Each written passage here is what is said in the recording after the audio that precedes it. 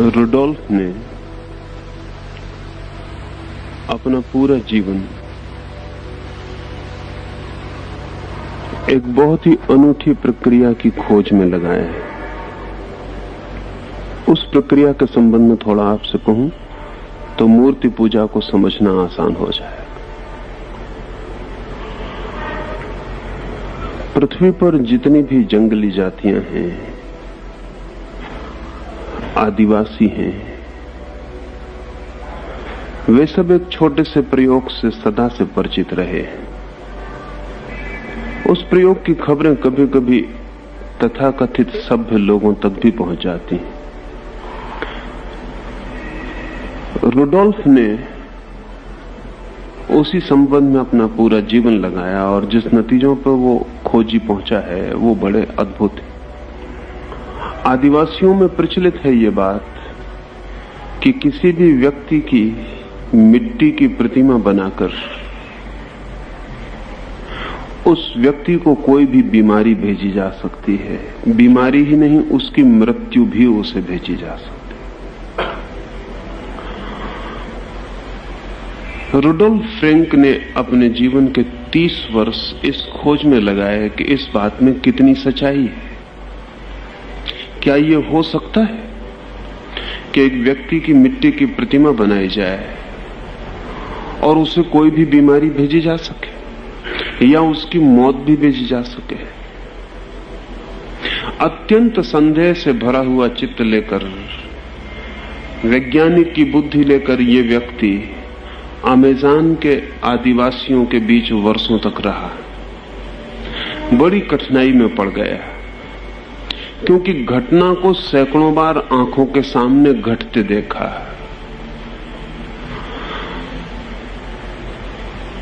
हजारों मील दूर भी वो व्यक्ति हो तो भी उसकी मिट्टी की प्रतिमा बनाकर उस तक विशेष बीमारियां और उसकी मौत भी भेजी जा सकती है। वर्षों के अध्ययन के बाद ये तो तय हो गया कि ये घटना घटती है, लेकिन कैसे घटती? इसके पीछे राज क्या है? इसके पीछे प्रक्रिया क्या है? रुडोल्फ ने लिखा है कि प्रक्रिया के संबंध में जो बातें मुझे पता चल सकी और जिन पर मैंने स्वयं प्रयोग करके देख लिया है वे 3 हैं। एक, मिट्टी की प्रतिमा जरूरी नहीं है कि उस व्यक्ति की शकल से बिल्कुल मिलती जुलती बने। बनाना भी कठिन है, अति मुश्किल है। महत्वपूर्ण ये नहीं है कि उस शक्ल से मिले, महत्वपूर्ण ये है कि उस मिट्टी की प्रतिमा में उस व्यक्ति की शक्ल को प्रतिष्ठित किया जा सके। जैसे अगर कोई मिट्टी की प्रतिमा बनाए आपकी, तो वो तो कोई बहुत बड़ा मूर्तिकार हो तब आपसे मिला पाए, तब भी पूरा ना मिला पाए। एक साधारण आदमी मिट्टी की प्रतिमा आपकी बनाएगा तो वो सिर्फ प्रतीक होगी, चेहरा तो नहीं होगा, सिर होगा, हाथ पैर होंगे, एक दूर का प्रतीक भर होगा। लेकिन रुडोल्फ का कहना है कि अगर वो व्यक्ति आंख बंद करके और आपकी पूरी की पूरी प्रतिमा को मन में पूरा स्मरण कर सके और उसको इस मिट्टी की प्रतिमा पर आरोपित कर सके तो ये प्रतिमा आपका प्रतीक बन के सक्रिय हो जाएगी। उसे प्रतिस्थापित करने की भी व्यवस्था है।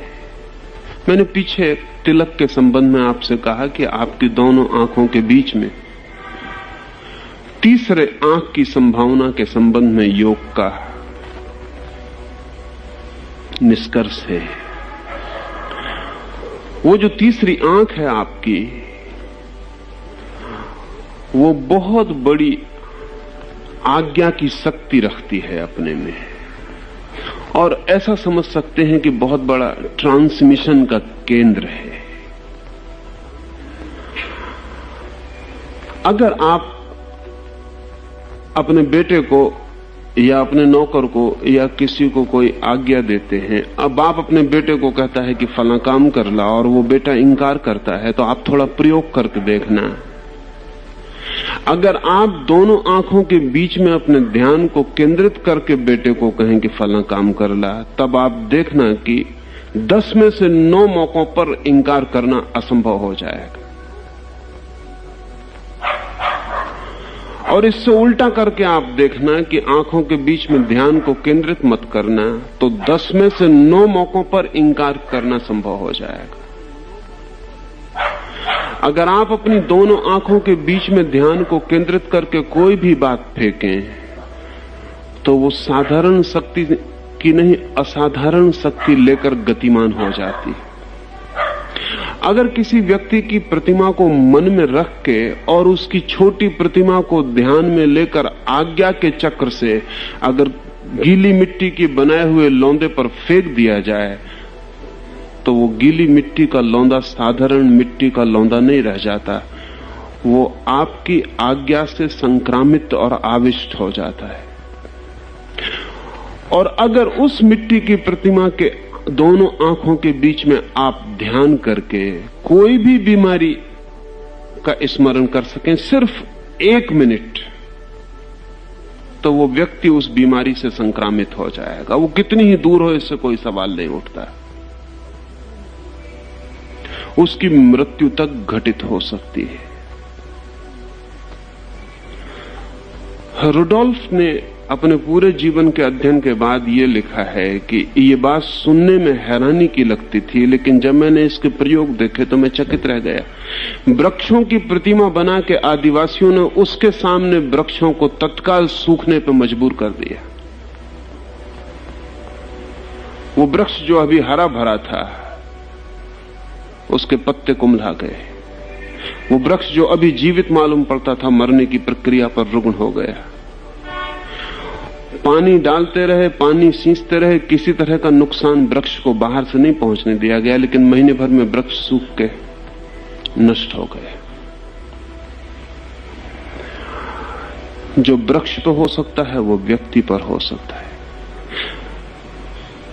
रुडोल्फ की इस प्रक्रिया से इसलिए मैं बात करना चाहता हूं कि मूर्ति पूजा भी इसी प्रक्रिया का और एक विराट आयाम में प्रयोग है। अगर हम व्यक्तियों को बीमार कर सकते हैं, व्यक्तियों की मृत्यु ला सकते हैं, तो कोई भी कारण नहीं है कि हम जो व्यक्ति मृत्यु के पार जा चुके हैं उनसे पुनः संबंध स्थापित कर सकें। और कोई कारण नहीं है कि इस जगत में जो विराट व्याप्त है, उस विराट के निकट हम पहुंचने के लिए कोई छलांग मूर्ति से ले सकें। मूर्ति पूजा का सारा आधार इस बात पर है कि आपके मस्तिष्क में और विराट परमात्मा के मस्तिष्क में संबंध है। दोनों के संबंध को जोड़ने वाला बीच में एक सेतु चाहिए। संबंधित हैं आप, सिर्फ एक सेतु चाहिए। वो सेतु निर्मित हो सकता है, उसके निर्माण का प्रयोग ही मूर्ति है। और निश्चित ही वो सेतु मूर्त ही होगा, क्योंकि आप अमूर्त से सीधा कोई संबंध स्थापित न कर पाएंगे। आपको अमूर्त का तो कोई पता ही नहीं है। चाहे कोई कितनी ही बात करता हो निराकार परमात्मा की, अमूर्त परमात्मा की, वो बात ही रह जाती है, आपको कुछ ख्याल में नहीं आता। असल में आपके मस्तिष्क के पास जितने अनुभव हैं वो सभी मूर्त के अनुभव हैं, आकार के अनुभव हैं। निराकार का आपको एक भी अनुभव नहीं है। जिसका कोई भी अनुभव नहीं है, उस संबंध में कोई भी शब्द आपको कोई स्मरण न दिला पाएगा। और निराकार की बात आप करते रहेंगे और आकार में जीते रहेंगे। अगर उस निराकार से भी कोई संबंध स्थापित करना हो तो कोई ऐसी चीज बनाना पड़ेगी जो एक तरफ से आकार वाली हो और दूसरी तरफ से निराकार वाली हो। यही मूर्ति का रहस्य है। इसे मैं फिर से समझा दूं आपको, कोई ऐसा सेतु बनाना पड़ेगा जो हमारी तरफ आकार वाला हो, परमात्मा की तरफ निराकार हो जाए। हम जहां खड़े हैं वहां उसका एक छोर तो मूर्त हो और जहां परमात्मा है दूसरा छोर उसका अमूर्त हो जाए, तो ही सेतु बन सकता है। अगर वो मूर्ति बिल्कुल मूर्ति है तो फिर सेतु नहीं बनेगा। अगर वो मूर्ति बिल्कुल अमूर्त है तो भी सेतु नहीं बनेगा। मूर्ति को दोहरा काम करना पड़ेगा। हम जहां खड़े हैं वहां उसका छोर दिखाई पड़े और जहां परमात्मा है वहां निराकार में खो जाए। इसलिए ये मूर्ति पूजा शब्द बहुत अद्भुत है और जो अर्थ मैं आपसे कहूंगा वो आपके ख्याल में कभी भी नहीं आया होगा।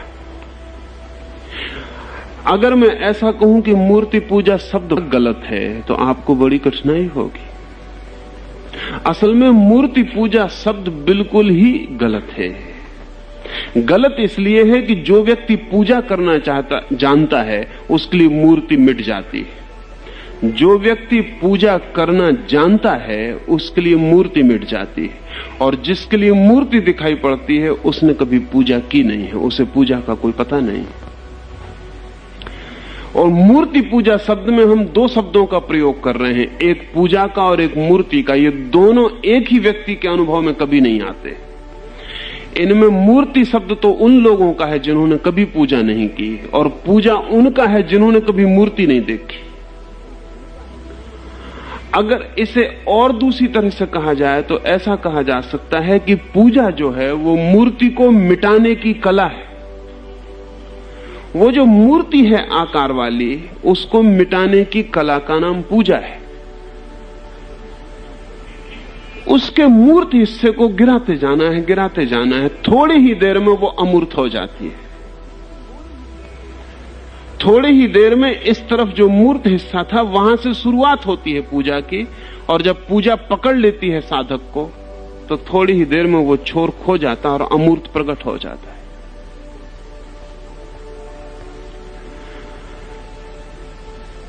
मूर्ति पूजा शब्द सेल्फ कंट्राडिक्टरी है। इसलिए जो पूजा करता है वो हैरान होता है कि मूर्ति कहां, और जिसने कभी पूजा नहीं की वो कहता है कि इस पत्थर को रख के क्या होगा, ये मूर्ति को रख के क्या होगा।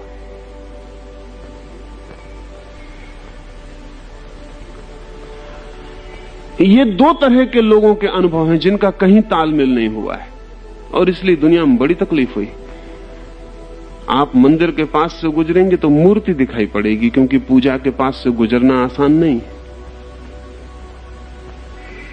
तो आप कहेंगे पत्थर की मूर्तियों से क्या होगा, लेकिन जो उस मंदिर के भीतर कोई एक मीरा अपनी पूजा में लीन हो गई है, उसे वहां कोई भी मूर्ति नहीं बची। पूजा घटित होती है, मूर्ति विदा हो जाती है। मूर्ति सिर्फ प्रारंभ है। जैसे ही पूजा शुरू होती है मूर्ति खो जाती है। तो वो जो हमें दिखाई पड़ती है वो इसलिए दिखाई पड़ती है कि हमें पूजा का कोई पता नहीं। और दुनिया में जैसे जैसे पूजा कम होती जाएगी वैसे वैसे मूर्तियां बहुत दिखाई पड़ेंगी, और जब बहुत मूर्तियां दिखाई पड़ेंगी और पूजा कम हो जाएगी तो मूर्तियों को हटाना पड़ेगा, क्योंकि पत्थरों को रख के क्या करिएगा, उनका कोई प्रयोजन नहीं है। साधारणतः लोग सोचते हैं कि जितना पुराना आदमी होता है, जितना आदिम, उतना मूर्ति पूजक होता है। जितना आदमी बुद्धिमान होता चला जाता है उतनी मूर्ति को छोड़ता चला जाता है। सच नहीं है ये बात। असल में पूजा का अपना विज्ञान है। वो जितना ही हम उससे अपरिचित होते चले जाते हैं उतनी ही कठिनाई होती चली जाती। इस संबंध में एक बात और आपको कह देना उचित होगा। हमारी ये दृष्टि नितांत ही भ्रांत और गलत है कि आदमी ने सभी दिशाओं में विकास कर लिया है। जब हम कहते हैं विकास तो उससे ऐसा भ्रम पैदा होता है कि सभी दिशाओं में विकास हो गया होगा, एवोल्यूशन हो गई होगी। आदमी की जिंदगी इतनी बड़ी चीज है कि अगर आप एक आध चीज में विकास कर लेते हैं तो आपको पता ही नहीं चलता कि आप किसी दूसरी चीज में पीछे छूट जाते हैं। अगर आज विज्ञान पूरी तरह विकसित है तो धर्म के मामले में हम बहुत पीछे छूट गए। कभी धर्म विकसित होता है तो विज्ञान के मामले में पीछे छूट जाते हैं। कभी ऐसा होता है कि एक आयाम में हम कुछ जान लेते हैं, दूसरे आयाम को भूल जाते हैं। 1880 में यूरोप में अल्टामीरा की गुफाएं मिली। उन गुफाओं में 20,000 साल पुराने चित्र हैं और रंग ऐसा है जैसे कल सांझ को चित्रकार ने किया हो। दान मार्सिलानो ने जिसने वो गुफाएं खोजी, उस पर सारे यूरोप में बदनामी हुई उसकी। लोगों ने ये शक किया कि ये अभी इसने पुतवा के रंग तैयार करवा लिए हैं, ये अभी गुफा में रंग पोते गए। और जो भी चित्रकार देखने गया उसी ने कहा कि ये मार्सिलानो की धोखेधड़ी, इतने ताजे रंग पुराने तो हो ही नहीं सकते। उन चित्रकारों का कहना भी ठीक ही था, क्योंकि वान गाग के चित्र 100 साल पुराने नहीं है, लेकिन सब फीके पड़ गए। और पिकासो ने अपनी जवानी में जो चित्र रंगे थे, उसके बूढ़े होने के साथ वो चित्र भी बूढ़े हो गए। आज सारी दुनिया में किसी भी कोने में चित्रकार जिन रंगों का प्रयोग करते हैं, उनकी उम्र 100 साल से ज्यादा नहीं है रंगों की। 100 साल में वो फीके हो ही जाने वाले। लेकिन जब मार्सिलानो की खोज पूरी तरह सिद्ध हुई और उन गुफाओं का निर्णायक रूप से निष्कर्ष निकल गया कि वो 20,000 साल पुरानी है, तो बड़ी मुश्किल हो गई। क्योंकि जिन लोगों ने वो रंग बनाए होंगे, रंग बनाने के संबंध में वो हमसे बहुत विकसित रहे होंगे। हम आज चांद पे पहुंच सकते हैं, लेकिन 100 साल से ज्यादा चलने वाला रंग बनाने में हम अभी समर्थ नहीं। ये थोड़ी हैरानी की बात मालूम पड़ती है।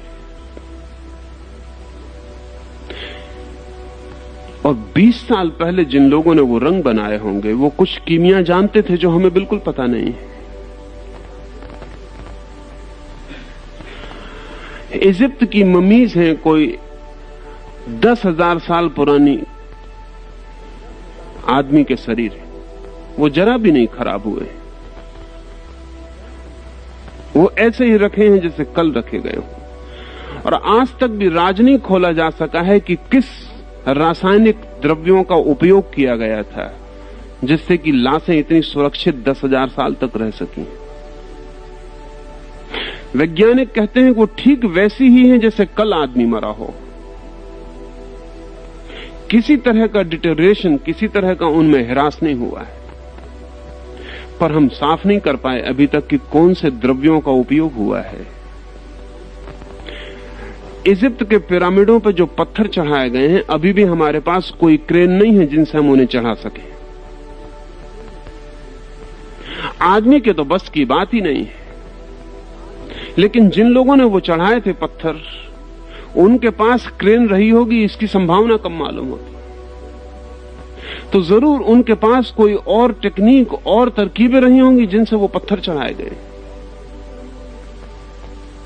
जिनका हमें कोई अंदाज नहीं है। और जीवन के सत्य बहुआयामी हैं। एक ही काम बहुत तरह से किया जा सकता है और एक ही काम तक पहुंचने के बहुत से तकनीक और बहुत सी विधियां हो सकती हैं।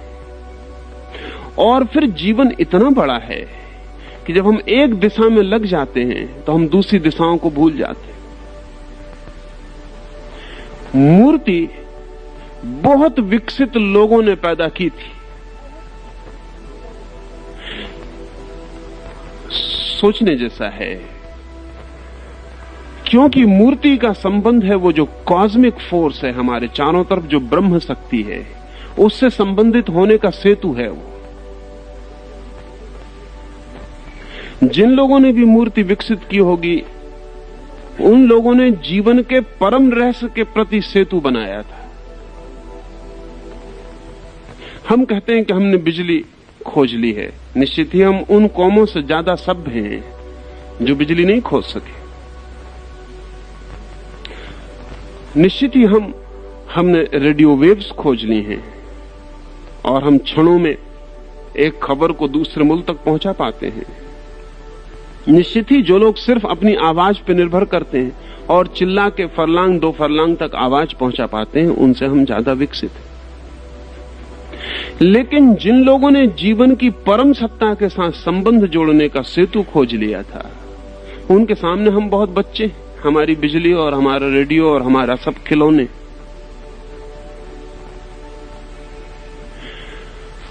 जीवन के परम रहस्य से जुड़ने की जो कला है, उसकी खोज किसी एक दिशा में जिन लोगों ने बहुत मेहनत की थी, उसका परिणाम थी। मूर्ति का प्रयोजन है हमारी तरफ, मनुष्य की तरफ आकार हो उसमें, और उस आकार में से कहीं एक द्वार खुलता हो जो निराकार में ले जाता हो। जैसे मेरे घर की खिड़की, घर की खिड़की तो आकार वाली ही होगी। जब घर ही आकार वाला है तो खिड़की निराकार नहीं हो सकती। लेकिन खिड़की खोलकर जब आकाश में झांकने कोई जाए तो निराकार में प्रवेश हो जाता है। और अगर मैं किसी को कहूं कि मैं अपने घर की खिड़की को खोल के निराकार के दर्शन कर लेता हूं, और अगर उस आदमी ने कभी खिड़की से झांक के आकाश को न देखा हो, तो वो कहेगा कैसे पागलपन की बात है, इतनी छोटी सी खिड़की से निराकार का दर्शन कैसे होता होगा। इतनी छोटी सी खिड़की से जिसका दर्शन होता होगा वो ज्यादा से ज्यादा इतनी खिड़की के बराबर ही हो सकता है, इससे बड़ा कैसे होगा। और उसकी बात तर्कयुक्त है। और अगर उसने खिड़की पे जाके कभी आकाश नहीं देखा है तो वो उसको राजी करना कठिन होगा। हम उसे समझा ना पाएंगे कि छोटी सी खिड़की भी निराकार आकाश में खुल सकती है।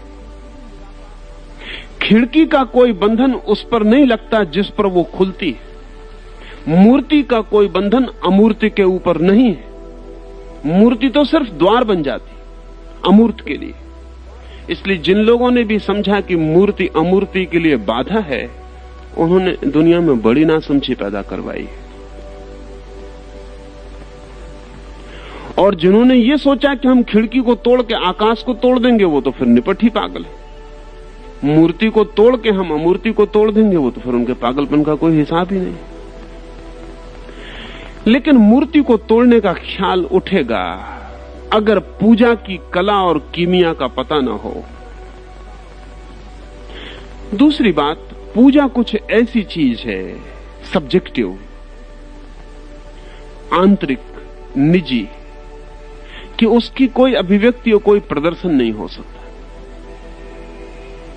जो भी निजी है इस जगत में और आंतरिक है, उसका कोई प्रदर्शन संभव नहीं है।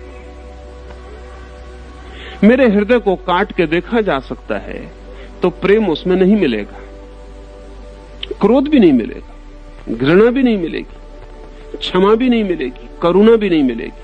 फेफड़ा मिलेगा, सिर्फ फुफ्फुस मिलेगा जो हवा को पंप करने का काम करता है।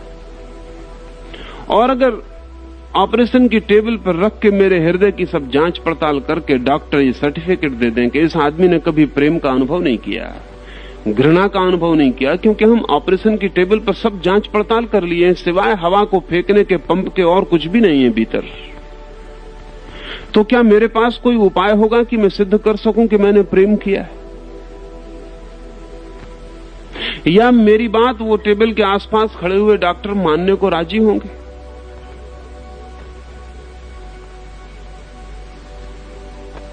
कठिन है मामला। डॉक्टर इतनी कह सकते हैं कि आपको भ्रम पैदा हुआ होगा, इतना ही कह सकते हैं कि आपको भ्रम पैदा हुआ होगा। मैं उनसे ये जरूर पूछ सकता हूं कि आपको कभी प्रेम और घृणा का अनुभव हुआ है? अगर वो तर्क युक्त हैं तो वो कहेंगे कि हमें भी इस तरह के भ्रम हुए हैं, भ्रम, इल्यूजन्स हुए हैं। बाकी टेबल पर जो रखा है वो तो वास्तविक तथ्य है। यहां सिर्फ हवा को फेंकने का फुफ्फुस है भीतर, हृदय जैसी कोई भी तो चीज नहीं।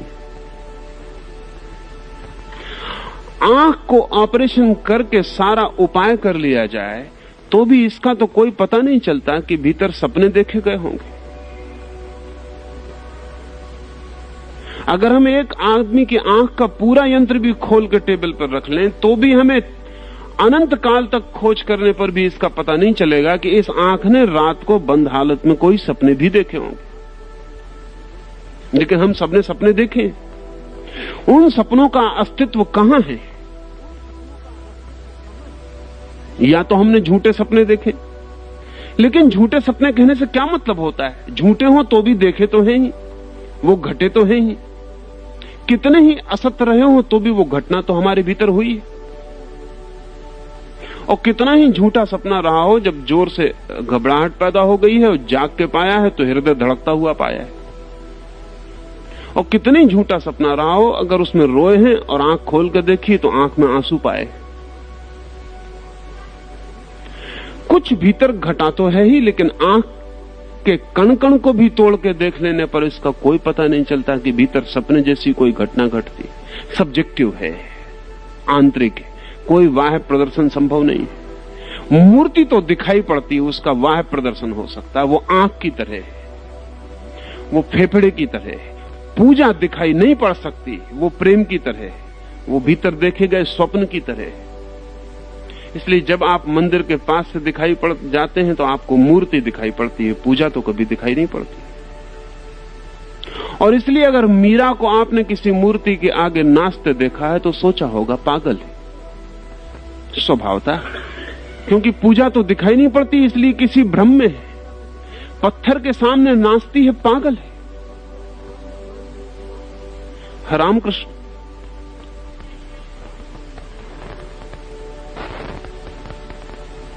को पहली दफा जब दक्षिणेश्वर के मंदिर में पुजारी की तरह रखा गया तो 2-4-8 दिन में ही बड़ी बड़ी चर्चाएं कलकत्ते में फैलनी शुरू हो गईं। और कमेटी के पास लोग गए, ट्रस्टियों के पास लोग गए और कहा इस आदमी को अलग कर दो, क्योंकि हमने बड़ी गलत बातें सुनी। हमने सुना है कि वो फूल को पहले सूंघ लेता है फिर मूर्ति को चढ़ाता है, और हमने ये भी सुना है कि प्रसाद को पहले चख लेता है और फिर प्रसाद लगाता है। ये तो पूजा भ्रष्ट हो गई। रामकृष्ण को कमेटी ने बुलाया और कहा कि क्या कर रहे हैं आप? हमने सुना कि फूल आप पहले सूंघ लेते फिर परमात्मा को चढ़ाते, और भोग आप पहले खुद लगा लेते हैं फिर परमात्मा को चढ़ाते। रामकृष्ण ने कहा हां, क्योंकि मैंने मेरी मां को देखा है, वो खाना बनाती थी तो पहले खुद चख लेती थी फिर मुझे देती थी।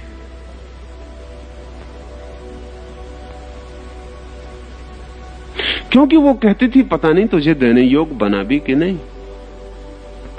तो मैं बिना चखे नहीं चढ़ा सकूंगा,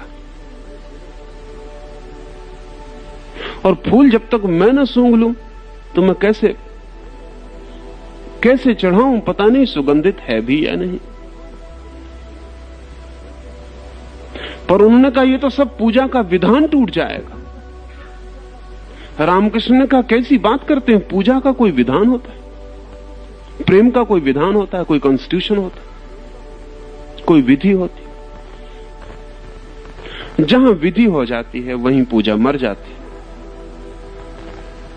जहां विधान हो जाता है वहीं प्रेम मर जाता है। ये तो आंतरिक उद्भाव है, अत्यंत निजी है, अत्यंत वैयक्तिक है, और फिर भी उसमें एक यूनिवर्सल, एक सार्वभौम तत्व है जो पहचाना जा सकता है।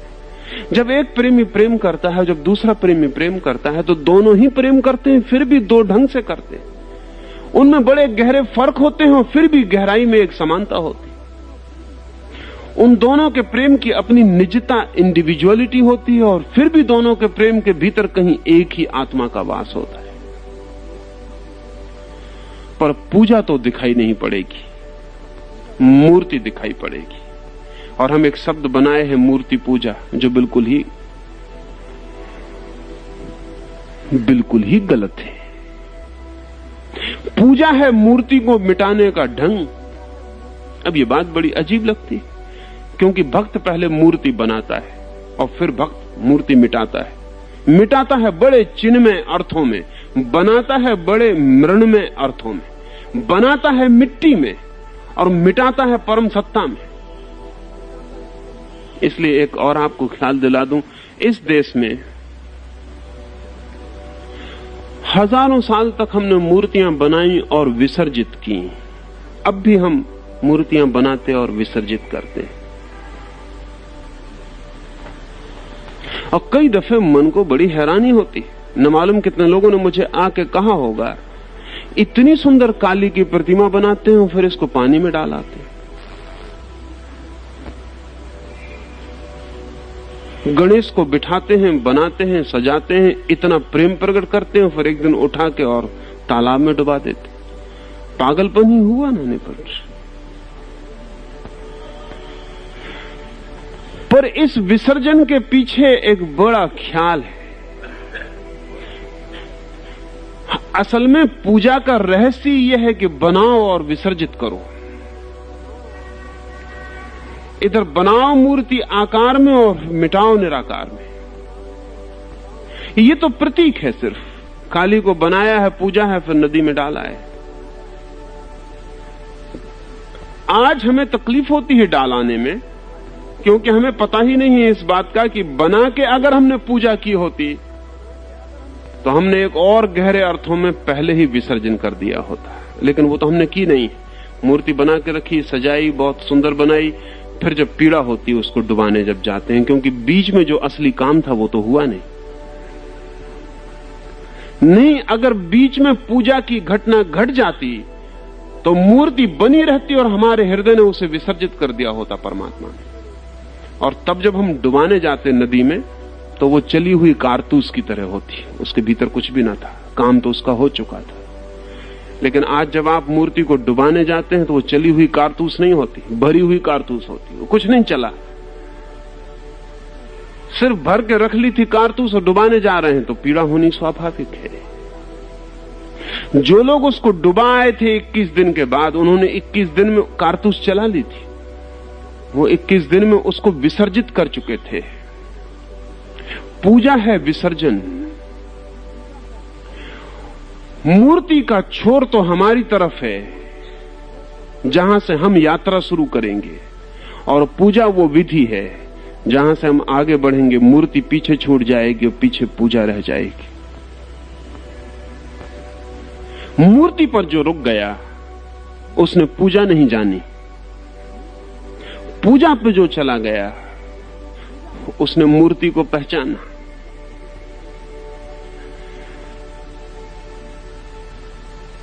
इस मूर्ति के पीछे, इस मूर्ति के प्रयोग में, इस पूजा में क्या मूल आधार सूत्र हैं? एक, जिस परम सत्य की आप खोज में चले हैं, परम शक्ति की खोज में चले हैं, उसमें छलांग लगाने के लिए कोई जंपिंग बोर्ड, कोई जगह जहां से आप छलांग लगाएंगे, उसके लिए कोई जगह की जरूरत नहीं, पर आपको तो खड़े होने के लिए जगह की जरूरत पड़ेगी जहां से आप छलांग लगाएंगे। माना कि सागर में कूदने चले हैं, लेकिन सागर है अनंत, पर आप तो तट के किसी किनारे पर खड़े होकर ही छलांग लेंगे ना। छलांग लेने तक तो तट पर ही होंगे ना। छलांग लेते ही तट के बाहर हो जाएंगे, लेकिन पीछे लौट के तट को इतना धन्यवाद तो देंगे ना कि तुझसे ही हमने अनंत में छलांग ली थी। उल्टा दिखता है। साकार से निराकार में छलांग हो सकती है? अगर तर्क में सोचने जाएंगे तो गलत है बात। साकार से निराकार में छलांग कैसे होगी? साकार तो और साकार में ही ले जाएगा। कृष्णमूर्ति से पूछेंगे तो वो कहेंगे नहीं होगी छलांग। साकार से निराकार में छलांग कैसे होगी? शब्द से निशब्द में कैसे कूदिएगा?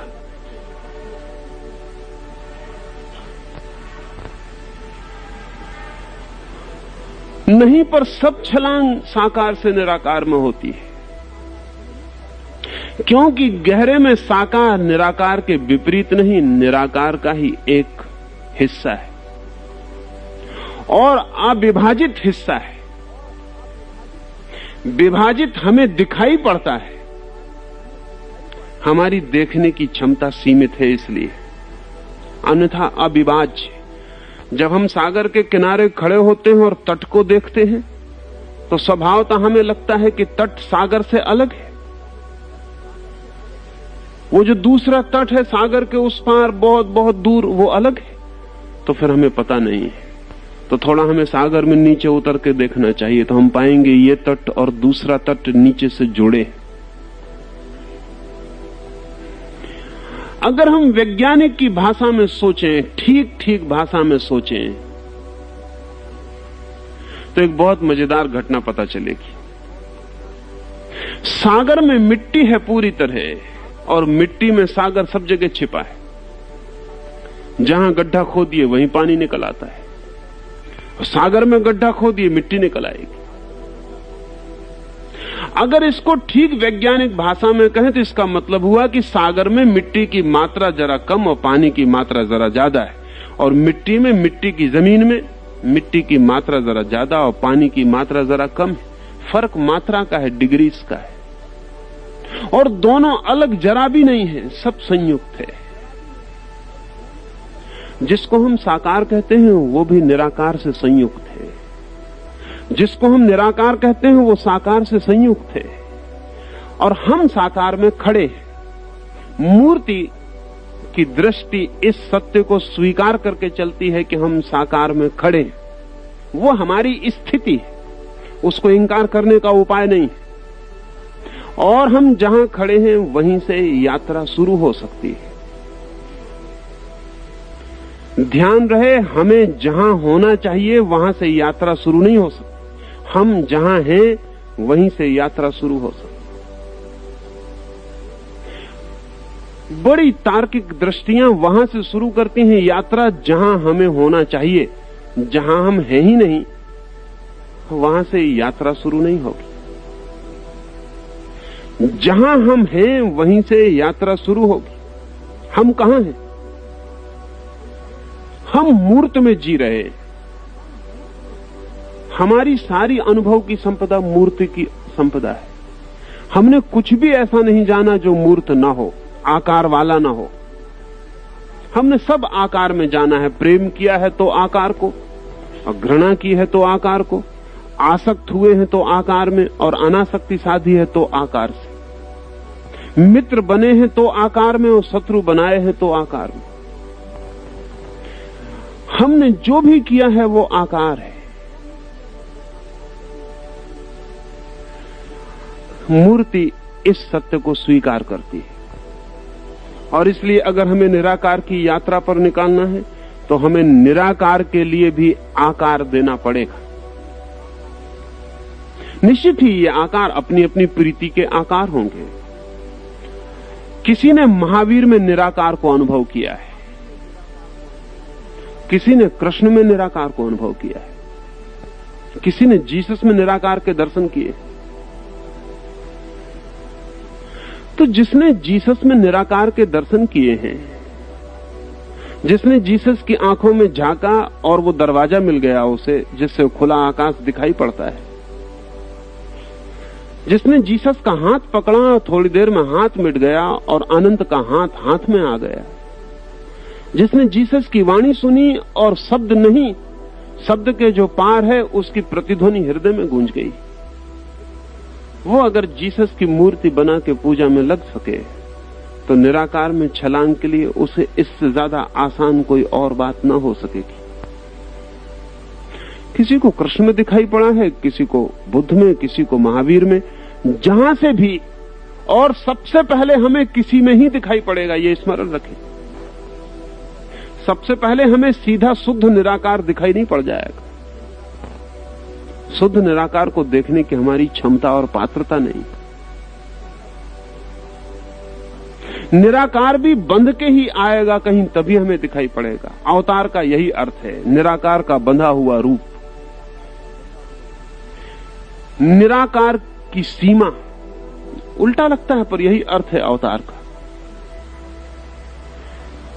एक झरोखा जहां से बड़ा आकाश दिखाई पड़ जाता है, एक झलक।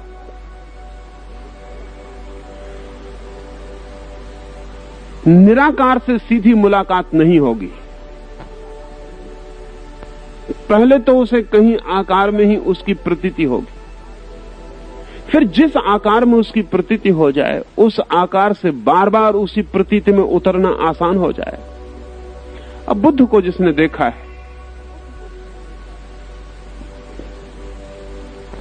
बुद्ध की प्रतिमा को देखते ही प्रतिमा भूल जाएगी और बुद्ध सजीव हो उठेंगे।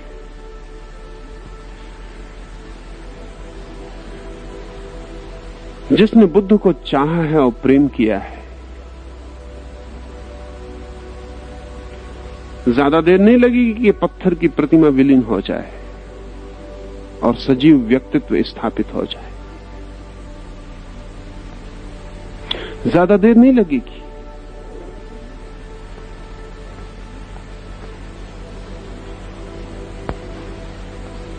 तो बुद्ध हो कि महावीर हो कि कृष्ण हो कि क्राइस्ट हो, वे सब अपने पीछे व्यवस्थाएं छोड़ गए हैं, जिन व्यवस्थाओं से उनको चाहने वाला व्यक्ति कभी भी उनसे पुनः संबंधित हो जाए।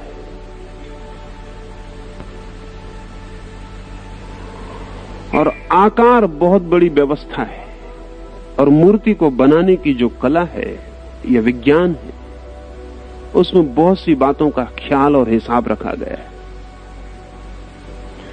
अगर उतनी सारी बातों के हिसाब और ख्याल से मूर्ति बनाई गई हो तो गहरे परिणाम ले आएगी। जैसे 2-3 बातें ख्याल कर लेनी। जैसे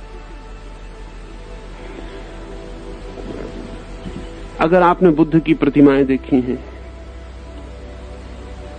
तो बुद्ध की प्रतिमाओं को, हजारों प्रतिमाओं को देखकर भी एक बात पक्की अनुभव में आ जाएगी कि प्रतिमाएं व्यक्ति की कम और किसी भाव दशा की ज्यादा है। बुद्ध की 1000 प्रतिमाएं रखी हों तो व्यक्ति की कम किसी भाव दशा की, स्टेट ऑफ माइंड की प्रतिमाएं।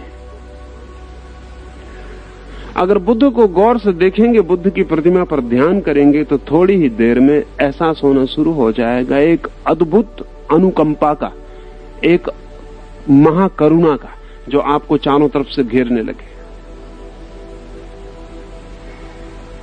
बुद्ध का उठा हुआ हाथ या बुद्ध की आधी मुंदी हुई पलकें और बुद्ध के चेहरे का अनुपात, बुद्ध के बैठने का ढंग, बुद्ध के मुड़े हुए पैर, बुद्ध की सारी जो आनुपातिक व्यवस्था है, वो व्यवस्था किसी गहरे में आपके भीतर करुणा से संबंध जोड़ने का उपाय है। कोई पूछ रहा था फ्रांस के एक बहुत बड़े चित्रकार सेजान से कि तुम ये चित्र बनाते हो, किस लिए? तो सेजान ने कहा कि इसलिए चित्र बनाता हूं कि मेरे हृदय में जो भाव था, खोजता हूं कि उस भाव के लिए आकार क्या होगा और आकार बना देता हूं। अगर कोई उस आकार पर ठीक से ध्यान करे तो वो उस भाव को उपलब्ध हो जाएगा जो मेरे भीतर था। आप जब किसी चित्रकार का चित्र देखते हैं तो सिर्फ आकार देखते हैं, आपको ख्याल भी नहीं होता इस बात का कि तब आप चित्रकार की आत्मा को न समझ पाएंगे।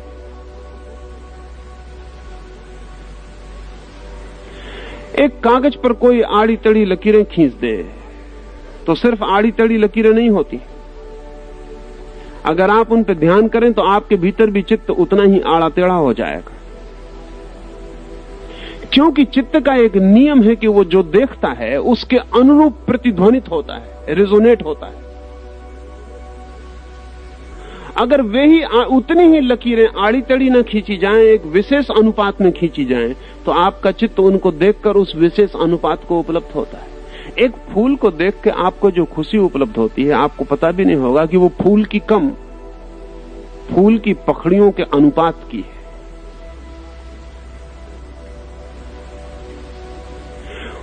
फूल के होने का जो ढंग है वो आपके भीतर, आपके हृदय को भी फूल के होने का ढंग देता है। अगर एक सुंदर व्यक्ति के चेहरे को देखकर आपको आकर्षण पैदा होता है तो आपको कुल कारण इतना नहीं है कि उस व्यक्ति का चेहरा किसी हिसाब से सुंदर है। गहरे में असली कारण यह है कि उस व्यक्ति का सुंदर चेहरा आपके भीतर सौंदर्य का रिजोनेंस पैदा करता है। आपके भीतर भी कोई चीज उस सुंदर के साथ सुंदर हो उठती है और कुरूप के साथ कुरूप हो जाती है। कुरूप व्यक्ति के पास बैठ के आपको जो परेशानी होती है वो क्या परेशानी है? सुंदर व्यक्ति के पास बैठ के आपको जो सुखद प्रतीत होती है वो कौन सी प्रतीति है? असल में सुंदर अनुपात आपके भीतर भी सौंदर्य की धारा को बहाता है और आपको सुंदर बना जाता है। कुरूप का अर्थ ही केवल इतना है, गैर आनुपातिक, नॉन प्रोपोर्शनेट, आड़ा तिरछा, जिससे भीतर कोई ध्वनि पैदा नहीं होती, संगीत पैदा नहीं होता, विशृंखलता पैदा होती, अराजकता पैदा होती, भीतर सब कंपित हो जाता है। जर्मनी का एक चित्रकार, नृत्यकार पीछे आत्महत्या करके मरा। निजिंस्की उसका नाम था। और जब उसने आत्महत्या की और उसके घर की जांच पड़ताल हुई तो जो लोग भी उसके घर में गए वो 10-15 मिनट के बाहर आ जाएं। और उन्होंने कहा कि उसके घर में जाना ठीक नहीं है, वहां कोई भी आदमी इतने दिन रुक जाए तो आत्महत्या कर लेगा। बड़ी अजीब सी बात थी, उस घर के भीतर क्या होगा। निजिंस्की ने एक एक दीवार को इस तरह से चित्रित किया था, सिर्फ 2 ही रंगों का उपयोग करता था वो अपने आखिरी 2 साल में, लाल, सुर्ख और काला, बस 2 ही रंग का उपयोग करता था। एक एक दीवार, फर्श, छत सब पुती हुई थी, काला और लाल। 2 साल वो यही काम कर रहा था उधर भीतर। पागल हो गया था, आश्चर्य नहीं, और अगर आत्महत्या कर ली तो आश्चर्य नहीं है। जिन लोगों ने उसके मकान को देखा, बाद में उन सभी लोगों ने कहा कि उस मकान के भीतर 2 साल कोई भी रह जाए तो पागल होकर रहेगा। और आत्महत्या 2 साल तक भी बच जाए करने से ये भी काफी मालूम पड़ता है। निजिंस्की अद्भुत हिम्मत का आदमी रहा होगा। सारा का सारा वातावरण पूरा का पूरा इतना अराजक कि जिसका कोई हिसाब नहीं। आप जो भी देखते हैं उसकी प्रतिध्वनि भीतर होती है और आप किसी गहरे अर्थों में उसी जैसे हो जाते हैं। बुद्ध की सारी मूर्तियां करुणा के आसपास निर्मित हैं, क्योंकि करुणा बुद्ध का आंतरिक संदेश है, कंपैशन। और करुणा आ जाए तो बुद्ध कहते हैं सब आ गया।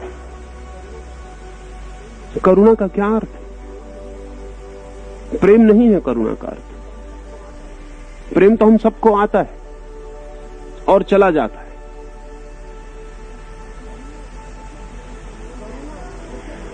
करुणा ऐसे प्रेम का नाम है जो आती तो है लेकिन फिर जाती नहीं।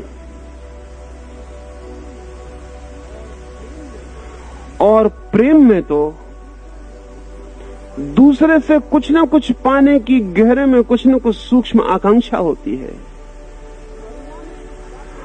करुणा में इस बात का बोध होता है कि किसी के पास कुछ देने को ही नहीं है तो कोई देगा कैसे।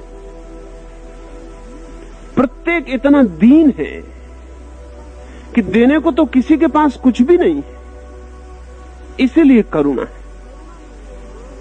करुणा में कोई मांग नहीं है, क्योंकि किससे मांगे, किसी के पास कुछ भी नहीं है। दान का कोई ख्याल नहीं है, लेकिन इतनी महाकरुणा में अपने आप हृदय के द्वार खुल जाते हैं और कुछ बटना शुरू हो जाता है। बुद्ध ने अपने भिक्षुओं को कहा था कि तुम ध्यान करो, पूजा करो, प्रार्थना करो, लेकिन स्मरण रखना, पूजा और प्रार्थना और ध्यान के बाद तुम्हें जो शांति मिले तत्क्षण उसे बांट देना, एक क्षण भी अपने पास मत रखना। तुम्हें मैं अधार्मिक कहूंगा अगर तुमने एक क्षण भी अपने पास रखा। जब तुम्हें आनंद का अनुभव हो, ध्यान के बाद तत्क्षण प्रार्थना करना कि हे प्रभु, उन सबको मिल जाए जिन्हें आवश्यकता है। खोल देना अपना द्वार हृदय का और बह जाने देना, जहां जहां गड्ढे हैं वहां वहां। एक क्षण भी रोकना मत, नहीं तो मैं तुम्हें अधार्मिक कहूंगा।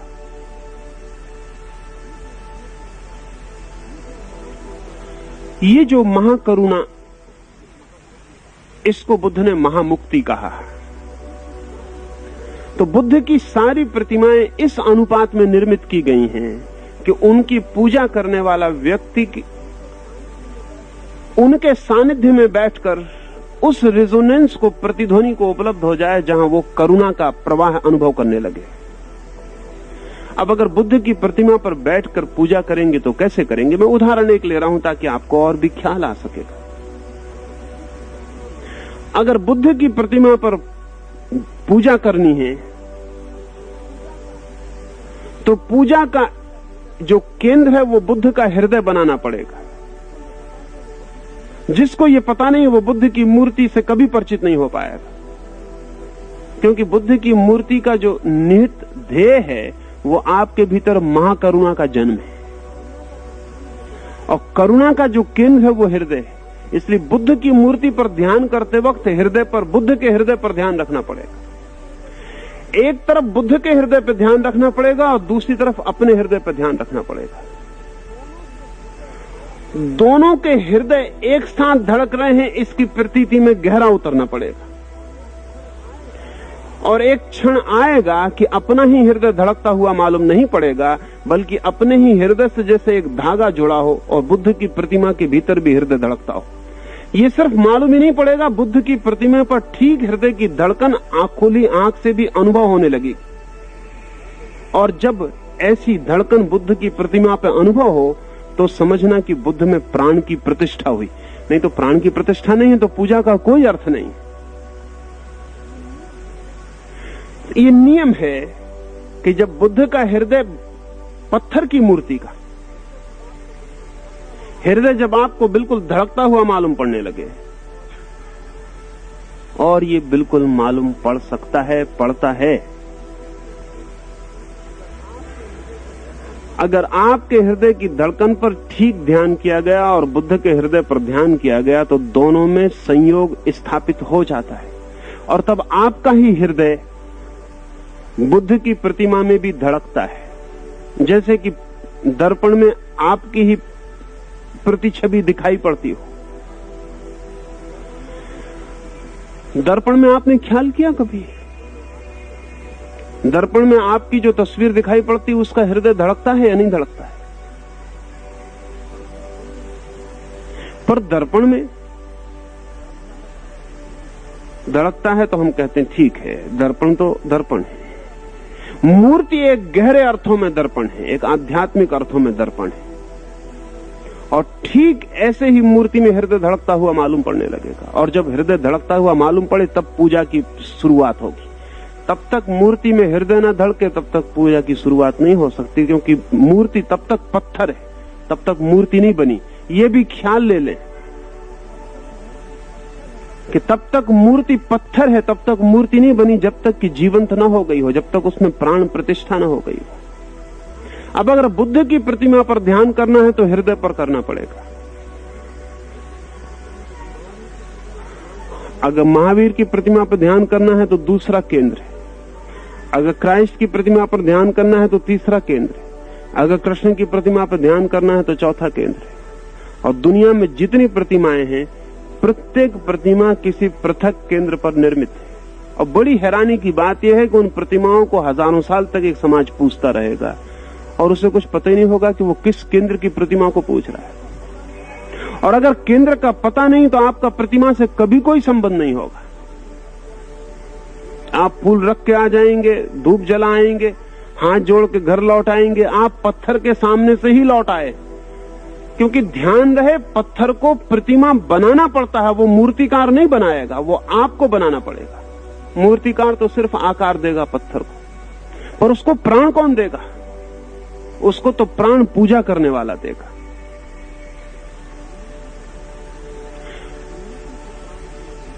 मूर्ति को प्राण दिए बिना वो पत्थर है, और प्राण दिए जाने के बाद पूजा का प्रारंभ होता है। पूजा क्या है? अगर आप किसी मूर्ति को प्राण देने में समर्थ हो जाएं, तो फिर पूजा क्या है? फिर पूजा क्या होगी? जैसे ही मूर्ति को प्राण दिया जा सके, वैसे ही वो जीवंत व्यक्तित्व हो गया। इसको थोड़ा समझना जरूरी होगा। जैसे ही कोई चीज जीवंत हो जाए, उसमें आकार और निराकार दोनों समाविष्ट हो जाते हैं, क्योंकि देह तो आकार है और जीवन निराकार है। जीवन का कोई आकार नहीं, देह का आकार है। इसलिए मेरा हाथ कोई काट दे तो मेरा जीवन नहीं कटता। और अगर मेरी आंखें बंद हों और मेरे पूरे शरीर से मेरे संबंध तोड़ दिए गए हों और मेरा हाथ काट दिया जाए तो मुझे पता भी नहीं चलेगा। ऐसा किया जा सकता है कि मेरे मस्तिष्क को पूरा का पूरा निकाल लिया जाए बाहर और उसे बिल्कुल पता ना चले कि शरीर अलग हो गया है, क्योंकि जीवन का कोई आकार नहीं है, जीवन निराकार है। जहां भी जीवन है वहां आकार और निराकार का मिलन है। पदार्थ का आकार है, चेतना का कोई आकार नहीं।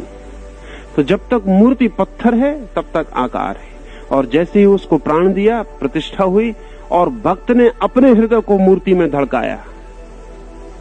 ध्यान रहे, जो भक्त अपने हृदय को मूर्ति में न डाल सकेगा वो भक्त परमात्मा के हृदय को अपने में डालने की पात्रता न पा सकेगा। पात्रता ही यही है। जैसे ही भक्त अपने हृदय को मूर्ति में डाल पाता है और मूर्ति जीवंत हो जाती है, वैसे ही मूर्ति दोनों बातें हो गई। एक तरफ आकार रहा और दूसरी तरफ से निराकार का द्वार खुल गया। अब उस द्वार से यात्रा करने का नाम पूजा है। तो पूजा के संबंध में पहली बात तो यह कि मूर्त से अमूर्ति की यात्रा, उसके एक एक कदम हैं। बुनियादी आधारभूत कदम जो है पूजा का वो ये है, व्यक्ति सेल्फ सेंट्रिक है, स्वकेंद्रित है। हमारे जीने की सारी व्यवस्था ऐसी है कि जैसे मैं सारी दुनिया का केंद्र हूं, ऐसे हम जीते हैं। सब चांद तारे मेरे लिए घूम रहे हैं, पक्षी मेरे लिए उड़ रहे हैं, सूरज मेरे लिए निकलता है। इस सारे जगत का केंद्र हूं मैं। साधारण व्यक्ति जिसने पूजा को नहीं जाना, स्व केंद्रित होकर जीता है। कुछ भी हो, मैं केंद्र पर हूं, बाकी सारा विश्व मेरी परिधि है। ये हमारी दृष्टि है। पूजा में इस दृष्टि के विपरीत चलना पड़ेगा। केंद्र कहीं और है और मैं परिधि हूं। पूजा का सार सूत्र है, केंद्र कहीं और है, मैं परिधि हूं। अधार्मिक आदमी का सार सूत्र है, मैं केंद्र हूं और सब जगह परिधि। अगर परमात्मा भी कहीं होगा तो वो परिधि पर है, केंद्र में हूं, वो भी मेरे लिए है। कि जब मैं बीमार हो जाऊं तो मेरी बीमारी ठीक कर दे, कि मेरे लड़के को नौकरी ना मिले तो नौकरी लगवा दे, कि किसी मुसीबत में पड़ जाऊं तो मेरा सहारा बन जाए, वो भी मेरे लिए है। ध्यान रहे, जिस आदमी ने इस भांति सोचा हो कि परमात्मा मेरे लिए है, उसकी नास्तिकता नास्तिकता से ज्यादा बदतर। उसे ख्याल ही नहीं वो क्या कह रहा। पूजा का अर्थ है, प्रार्थना का अर्थ है, धार्मिक भाव का अर्थ है कि अब तू केंद्र हुआ और मैं परिधि हूं। जैसे ही मूर्ति जीवंत हो गई और उसका हृदय धड़कने लगा, जैसे ही प्रतीत हुआ कि मूर्ति में प्राण आ गए, निराकार प्रवेश कर गया, वैसे ही जो दूसरा बुनियादी सूत्र है वो ये है कि अब मैं परिधि पर हूं, तू केंद्र पर है। अब मैं तेरे लिए नाचूंगा, तेरे लिए गाऊंगा, तेरे लिए जीऊंगा, तेरे लिए श्वास लूंगा। अब जो कुछ भी होगा तेरे लिए होगा। रामकृष्ण के पास एक बहुत बड़ा ज्ञानी ठहरा हुआ था तोतापुरी। तोतापुरी ने रामकृष्ण से कहा कि तू कब तक मूर्ति में उलझा रहेगा, अब निराकार की यात्रा पर निकलो। तो रामकृष्ण ने कहा कि जरूर निकलूंगा। रामकृष्ण सबसे सीखने को सदा तैयार थे, जो भी सिखाने आ जाता उससे सीखने को तैयार थे। रामकृष्ण ने कहा जरूर निकलूंगा, लेकिन जरा रुको, मैं जरा मां को भीतर जाके पूछाऊं। तोतापुरी ने कहा कौन मां? रामकृष्ण ने कहा काली है ना जो, उनसे मैं जरा पूछाऊं। तोतापुरी ने कहा कि यही तो मैं तुम्हें रोकने को कह रहा हूं कि पत्थर में कब तक उलझे रहोगे और तुम वहीं पूछने जा रहे हो। तो रामकृष्ण ने कहा बिना पूछे तो कोई उपाय नहीं, क्योंकि जिस दिन पूजा शुरू हुई थी उस दिन मैं परिधि पर हो गया हूं और उनको केंद्र पर रख लिया। अब तो बिना पूछे कोई उपाय नहीं, अब तो मैं हूं ही नहीं। अब तो मैं जो भी कर सकता हूं वो उन्हीं के लिए है। उनकी आज्ञा हो गई तो ठीक, और उनकी आज्ञा नहीं हुई तो ठीक। उनकी बिना आज्ञा के मोक्ष भी अब व्यर्थ है, और उनकी आज्ञा के साथ नरक के लिए भी अब मैं राजी हूं। क्योंकि जिस दिन पूजा की थी उस दिन इसी शर्त पर तो पूजा शुरू हुई थी कि मैं परिधि हो गया, तुम केंद्र हो। तो उनसे बिना पूछे तो अब कुछ भी नहीं हो सकता। तोतापुरी की तो समझ के बाहर पड़ी बात। मूर्ति पूजा छोड़ने के लिए मूर्ति से पूछने जाएंगे रामकृष्ण, तो कैसे छूटेगी मूर्ति पूजा? जिसको छोड़ना है उससे पूछना क्या है, और छोड़ने के लिए पूछना पड़ता है। पर रामकृष्ण तब तक भीतर चले गए हैं। तोतापुरी पीछे पीछे जाके खड़े हो गए हैं। देखा कि रामकृष्ण की आंखों से तरल आंसुओं की धार बहती है। वो रो रहे हैं और बार बार कह रहे हैं कि नहीं आज्ञा दे दे। फिर रोते हैं, कहते हैं नहीं आज्ञा दे दे। तोतापुरी राह देखते होंगे आज्ञा दे दे।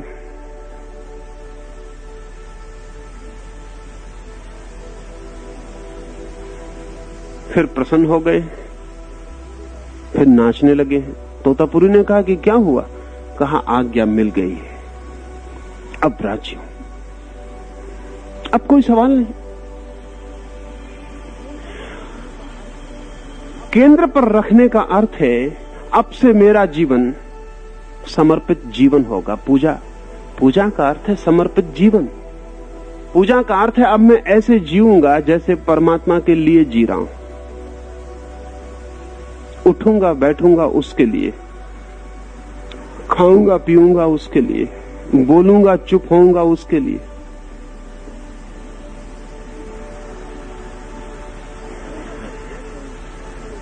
केंद्र पर जैसे ही किसी ने निराकार को रखा वैसे ही एक अद्भुत प्रवाह शुरू होता है,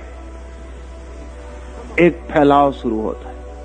हम अपने ही हाथ से सिकुड़ के बैठे हैं, बीज टूट जाता है और वृक्ष बनने लगता है।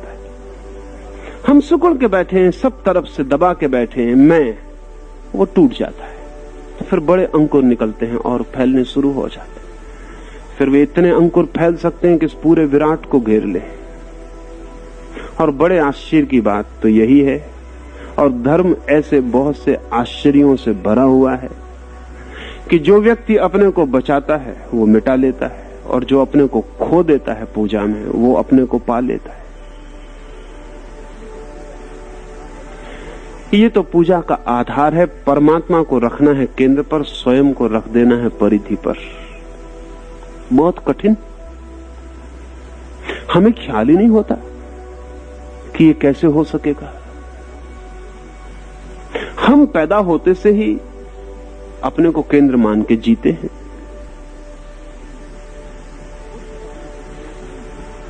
बुद्ध अपने भिक्षुओं को कहते थे कि तुम जाके कुछ दिन मरघट में रह आओ। 3 महीने तो अनिवार्य था। कोई भी भिक्षु संन्यास ले तो उसे 3 महीने मरघट रहना पड़े। भिक्षु कहते भी कि हम आपके पास सीखने आए हैं, मरघट से क्या होगा। बुद्ध कहते तुम मरघट में रह आओ, 3 महीने बाद तुम आ जाना, उससे तुम्हारे मैं का केंद्र थोड़ा शिथिल हो जाए तो आसानी होगी। 3 महीने रोज सुबह सांझ कोई आएगा, कोई मरेगा, कोई जलेगा, और तुम देखते रहोगे। कभी तो 3 महीने में एक आध दिन ख्याल आएगा कि तुम्हारे लिए जगत नहीं चल रहा है। तुम नहीं थे तब भी चल रहा था। ये आदमी जो तुम्हारे सामने जल रहा है ये भी अभी थोड़ी देर पहले इसी ख्याल में था कि जगत मेरे लिए चल रहा है। जगत को पता भी नहीं चला, ये आदमी समाप्त हो गया है। सागर को खबर भी नहीं हुई और लहर मिट गई। तुम देखो और देखते रहना।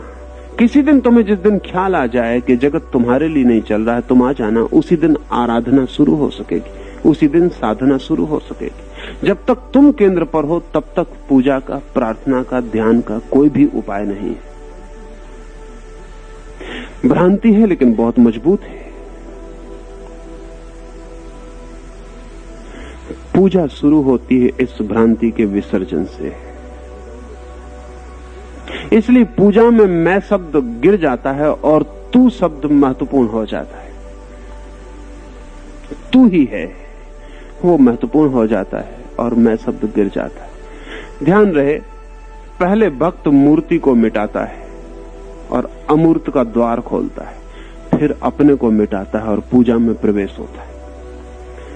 पहले भक्त मूर्ति को मिटाता है, अमूर्त का द्वार खोलता है। जैसे अमूर्त का द्वार खुलता है, अपने को मिटाता है और मूर्ति के भीतर से अमूर्त का द्वार खोल लेने पर स्वयं को मिटाना सरल हो जाता है। सरल इसलिए हो जाता है कि जैसे ही यह दिखाई पड़ता है कि पत्थर की मूर्ति भी अमूर्ति के लिए द्वार बन गई और निराकार को दिखाने लगी, तो मेरा ये शरीर भी तो निराकार के लिए द्वार बन सकता है। लेकिन मूर्ति को भूला तो निराकार दिखाई पड़ा, अब स्वयं को भूलूं तो और भी गहरी छलांग लग सकती है। ध्यान रहे, दो आकारों में तो भेद होता है, लेकिन दो निराकारों में कोई भेद नहीं होता। सच तो यह है कि दो का शब्द आकार के लिए ही प्रयोग करना ठीक है, निराकार के लिए दो कहने का कोई अर्थ नहीं। निराकार एक ही होता है। जब मूर्ति निराकार हो गई और भक्त भी निराकार हो गया तो दो निराकार नहीं बचते, एक ही निराकार हो जाता। निराकार में तो 2 और 3 का सवाल नहीं है, संख्या का उपाय नहीं है। ये तो आधार है, लेकिन आधार को व्यवहित करना, उसको प्रयोग में लाने की अनेक विधियां हैं। तो 4 सूत्र समझ लेने जैसे सूफियों ने पूजा के लिए नृत्य को गहरा मूल्य दिया, भक्तों ने भी दिया, मीरा ने, चैतन्य ने बहुत मूल्य दिया। नृत्य की कुछ खूबियां हैं जिनके कारण अनेक भक्ति की साधनाओं ने नृत्य को चुना। नृत्य की पहली खूबी तो यह है कि नृत्य करते समय अधिकतम यह प्रतीति होती है कि आप शरीर नहीं हो।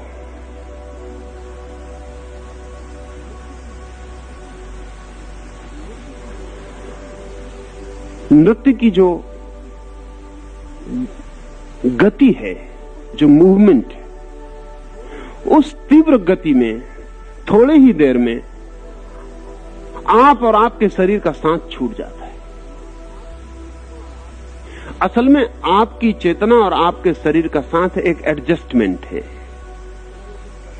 एक संयोजित व्यवस्था है। आप जो काम दिन रात करते रहते हो सुबह से सांझ तक, उस काम करने में वो संयोग कभी नहीं टूटता, वो व्यवस्थित है। गुरजेफ कहा करता था, जैसे किसी डब्बे में बहुत सी चीजें रखी हो, कोई जोर से डब्बे को हिला दे तो उसके भीतर का सब अरेंजमेंट, जो भीतर की सारी व्यवस्था है, वो अस्त व्यस्त हो जाती है। कोई पत्थर का टुकड़ा नीचे था वो ऊपर आ जाता है, कोई ऊपर था वो बीच में चला जाता है, कोई बीच में वो किनारे चला जाता है।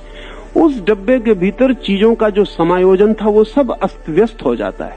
और अगर उस डब्बे के पत्थरों को एक ही तरह से रहने की आदत से कोई अहंकार पैदा हो गया हो कि हम हैं, वो टूट जाता है। उनको पता चलता है कि मैं नहीं हूं, ये तो सब टूट गया, ये तो सिर्फ व्यवस्था थी, ये एक अरेंजमेंट था। तो सूफियों ने, चैतन्य ने, मीरा ने नृत्य का गहरा उपयोग किया। और दरवेश नृत्य तो बहुत ही गहरे हैं।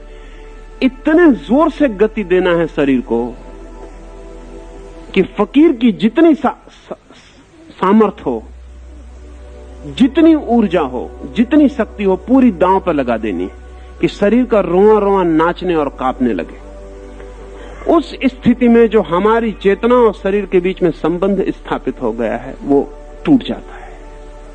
अचानक सडनली पता चलता है कि शरीर अलग और मैं अलग हूं। पूजा के लिए इसका उपयोग कीमती हो जाता है। ईसाइयों के 2 संप्रदाय हुए हैं। एक संप्रदाय अब भी काफी बड़ी प्रभावशाली शक्ति रखता है, क्वेकर्स। एक दूसरा संप्रदाय था सेकर्स। ये नाम सूचक हैं। शेकर्स उस संप्रदाय का नाम था जो शरीर को शेक, इतने जोर से शरीर को कपाते थे पूजा के वक्त कि उनका नाम शेकर पड़ गया। शरीर को इतने जोर से कपाना था कि रोआ रोआ कंपन बन जाए, ट्रेम्बलिंग हो जाए, घंटों पसीना पसीना हो जाएगा। साधक मूर्ति के सामने खड़ा है और सारे शरीर को कंपन दे रहा है। कंपन इतना तीव्र है कि थोड़ी ही देर में सारा शरीर से पसीने की धाराएं बहने लगेंगी और वो घटना घटेगी जहां शरीर से चेतना अलग मालूम पड़ेगी, और अलग मालूम पड़े तो पूजा पर चली जा सकती है। क्वेकर्स नाम भी इसीलिए पड़ा। क्वेकिंग का अर्थ भी वही होता है। तो भूकंप को कहते ना आप, अर्थक्वेक। इतने जोर से शरीर में भूकंप पैदा करना है कि शरीर के भीतर का जो आयोजन है वो टूट जाए। तो नृत्य का उपयोग किया गया पूजा में अनेक अनेक प्रकारों से, और नृत्य ने भारी भारी सहायता पहुंचाई स्वयं के भीतर निराकार को अलग कर लेने के लिए।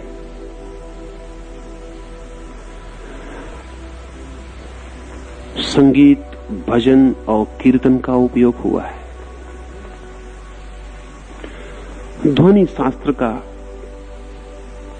कुछ थोड़ा सा रूप ख्याल में ले लेना जरूरी है।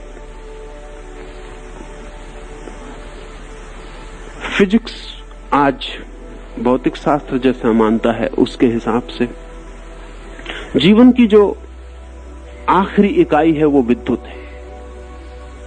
लेकिन भारतीय और पूर्वी मनीषी जैसा मानते रहे हैं, वो पदार्थ की जो अंतिम इकाई है वो ध्वनि है, विद्युत नहीं।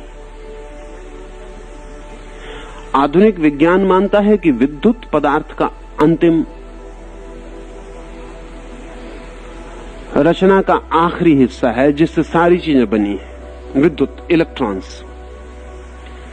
पूर्वी मनीषी मानते हैं कि ध्वनि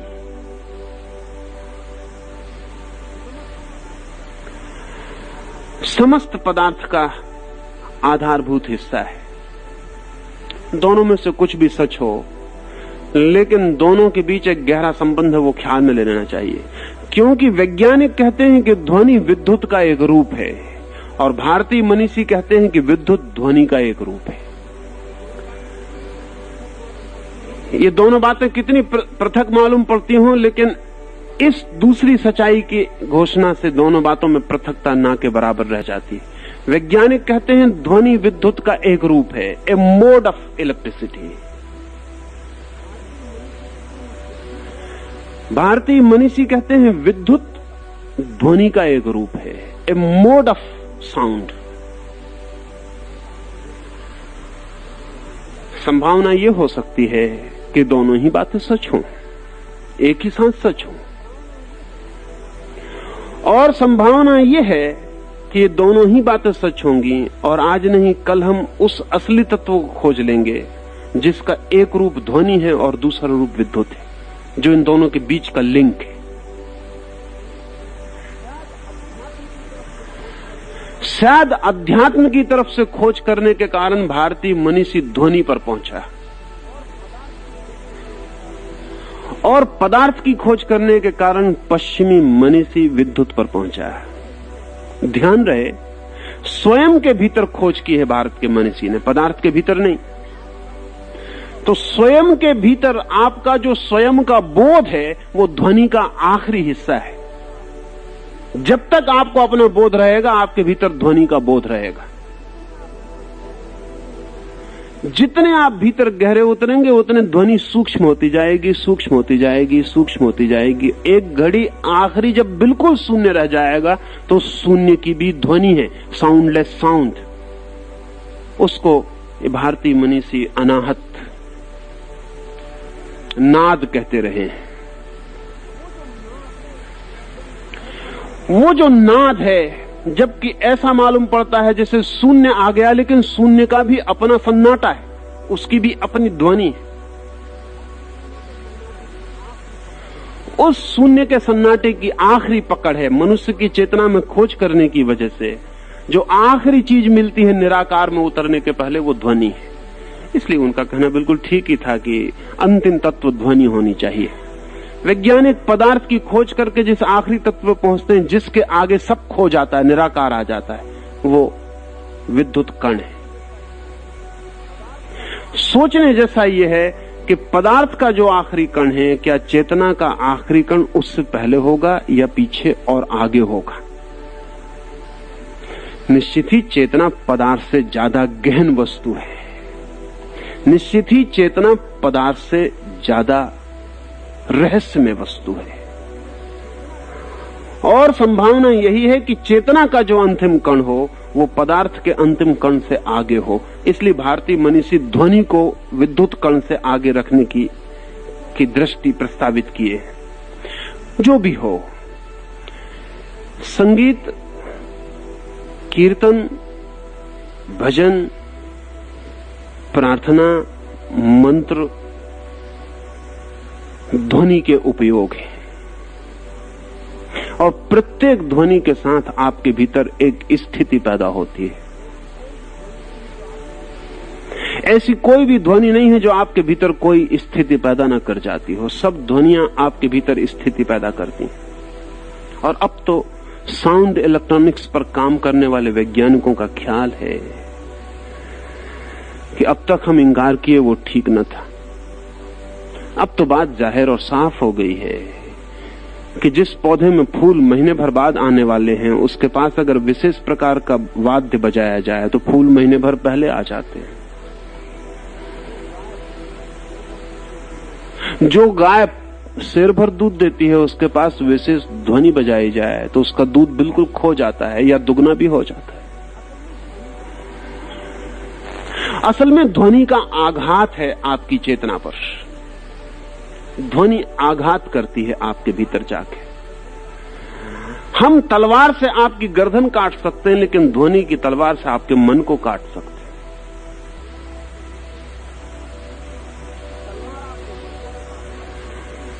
तलवार आपके मन को न काट पाएगी, लेकिन ध्वनि की धार ज्यादा तीक्ष्ण है और मन को भी काट जाएगी। तो ऐसी ध्वनि की तीव्र धारों के प्रयोग किए गए जिनसे मन कट जाए और साधक मिट जाए, भक्त मिट जाए और अनंत की यात्रा पर निकल जाए। सभी धर्मों ने विशेष ध्वनियों के प्रयोग किए और विशेष ध्वनियों पर हजारों वर्ष की साधना से बड़े परिष्कार किए। अभी एक साधक मेरे पास जापान से था, तो वो जिस संप्रदाय में 2 वर्ष साधना करके आ रहा था वो है सोटो ज़ेन। उसमें साधक को मुंह मुंह मुंह इस तरह की आवाज करवाई जाती। 24 घंटे साधक खाना खा लेता है, विश्राम कर लेता है, बस इतना छोड़ के 3 बजे रात उठ आता है, स्नान करके बैठ जाता है, मुंह मुंह मुंह बोलता रहता। 1 दिन, 2 दिन, 3 दिन, आप कल्पना नहीं कर सकते कि क्या होगा, क्योंकि कभी इतना एक ध्वनि का इतना प्रयोग नहीं किया है। 3 दिन के बाद उस साधक के भीतर विचार क्षीण हो जाते हैं, मुंह और मुंह की ही आवाज भीतर गूंजने लगती। एक तूफान भीतर पैदा हो जाता है, मुंह मुंह मुंह, सारे शब्द गिर जाते हैं। मुंह की ध्वनि तलवार बन जाती 3 दिन में और सब विचारों को काट के गिरा देती। 7 दिन पूरे होते होते उस साधक को मुंह की आवाज करनी नहीं पड़ती। वो चाहे बैठा हो चाहे चल रहा हो, मुंह की आवाज चलने लगती। वो उसके रोए रोए में व्याप्त हो जाती। वो खाना खाना मुश्किल हो जाता है उसको, क्योंकि जब वो खाना खा रहा है तब भी मुंह मुंह मुंह की आवाज चल रही। नींद 7 दिन के बाद कठिन हो जाती, क्योंकि वो सो रहा है लेकिन ओंठ उसके मुंह मुंह नींद में पकड़ी है आवाज, वो भीतर घुसती जा रही। 21 दिन पूरे होते होते वो साधक शेरों की तरह दहाड़ने लगता है, मुंह चिल्लाने लगता है। उसकी आंखें बदल जाती हैं, उसके चेहरा बदल जाता है, उसका ढंग बदल जाता है, वो बिल्कुल रोरिंग सिंहनाद करने लगता है मुंह का, और गुरु उसको लगाया रहता है कि वो जारी रखे। जैसे ही सिंहनाद शुरू होता है वैसे ही गुरु उससे कहता है और जोर से। फिर खाना पीना सोना बंद हो जाता, खा ही नहीं सकता, गैप ही नहीं बचता, मुंह की आवाज चलती ही रहती है। चौथे सप्ताह में उसकी नींद, उसका भोजन, उसका स्नान सब विदा हो जाता है, सिर्फ मुंह की आवाज चलती रहती है। वो बिल्कुल पागल हो जाता है। ठीक उस जगह पहुंच जाता है जहां पागल आदमी मुश्किल से कभी पहुंचता है, उस किनारे पर जहां उसको अब कोई होश नहीं है, सिर्फ एक आवाज मुंह रह गई है। उससे पूछो नाम तुम्हारा, वो कहेगा मुंह। एक महीना निरंतर उसे अपने शरीर का बोध नहीं रह जाता, बल्कि एक ध्वनि का बोध भर रह जाता है। मैं कौन हूं उसे पता नहीं रहता। उस पर सब पाबंदी रखनी पड़ती है, उसको रोक कर रखना पड़ता है। वो कहीं भी जा सकता है, वो कुछ भी कर सकता है। अब उसे कुछ भी पता नहीं है। अब उस पर 24 घंटे विजिल, पहरा रखना पड़ता है। जिस दिन से उसमें सिंह की आवाज शुरू होती है और खाना पीना और नींद बंद हो जाती है, उस दिन से उस पर पूरा पहरा रखना पड़ता है। अचानक आखिरी क्षणों में वो आखिरी आवाजें लगाता है, इतनी भयंकर आवाजें लगाता है कि जिसका कोई हिसाब हम नहीं लगा सकते। जितनी शक्ति होती है वो सारी आवाज में ही निकलती। जैसे भीतर कोई घाव खुल गया है या भीतर कोई प्रेत जग गया है और वो आवाजें लगाए चला जाता। और आखिरी हुंकार जैसे ही उसका हो जाता है वैसे ही सब शांत हो जाता है। जैसे लहर उठी तूफान की आखिरी छलांग लेके और गिर गई। जैसे आखिरी क्लाइमेक्स आ गया, आखिरी चरम स्थिति आ गई और फिर सब चीजें बिखर गई। फिर वो आदमी गिर जाता है। कभी 7 दिन, कभी 15 दिन और कभी 21 दिन भी वो बिल्कुल शांत पड़ा रहता है, हाथ पैर भी नहीं हिलाता, सब शांत हो जाता है। और जब 7 दिन या 14 दिन या 15 दिन बाद वो आदमी वापस लौटता है तो वो वही आदमी नहीं होता, वो दूसरा ही आदमी होता है। तब वो कहते हैं the old man has died, वो पुराना आदमी मर गया तो नया आदमी है। इसमें कुछ भी पुराना नहीं खोजा जा सकता, ना इसका क्रोध, ना इसका काम, ना इसका लोभ, इसका कुछ भी पुराना अब नहीं खोजा जा सकता। ये बिल्कुल नया आदमी है, डिसकंटिन्यूअस है, पुराने से इसका सातत्य टूट गया। अब ये मुंह के प्रयोग से ध्वनि के इतने तीव्र आवाहन से पूरी चेतना का रूपांतरण है। वो ओम भी वैसी ही ध्वनि है। सारे दुनिया के सब धर्मों के पास अपनी ध्वनियां हैं जो पूजा में उपयोग की जाती हैं, और उनकी पूजा में जैसे जैसे गहराई बढ़ती जाती है वैसे वैसे भीतर ध्वनि की चोट से रूपांतरण होने शुरू हो जाता है। भजन कीर्तन भी विशेष ध्वनियों के आघात हैं और इसलिए पुनरुक्ति पर जोर है। अगर आपने एक भजन एक दिन किया और दूसरे दिन दूसरा भजन किया और तीसरे दिन तीसरा भजन किया तो परिणाम नहीं होंगे। सतत चोट चाहिए, एक ही केंद्र पर सतत चोट चाहिए। जैसे कि कोई आदमी एक हथौड़ी से एक जगह ठोंक दे, फिर दूसरी जगह ठोंक दे, फिर तीसरी जगह ठोंक दे, तो उससे कोई कील ठुकने वाली नहीं है।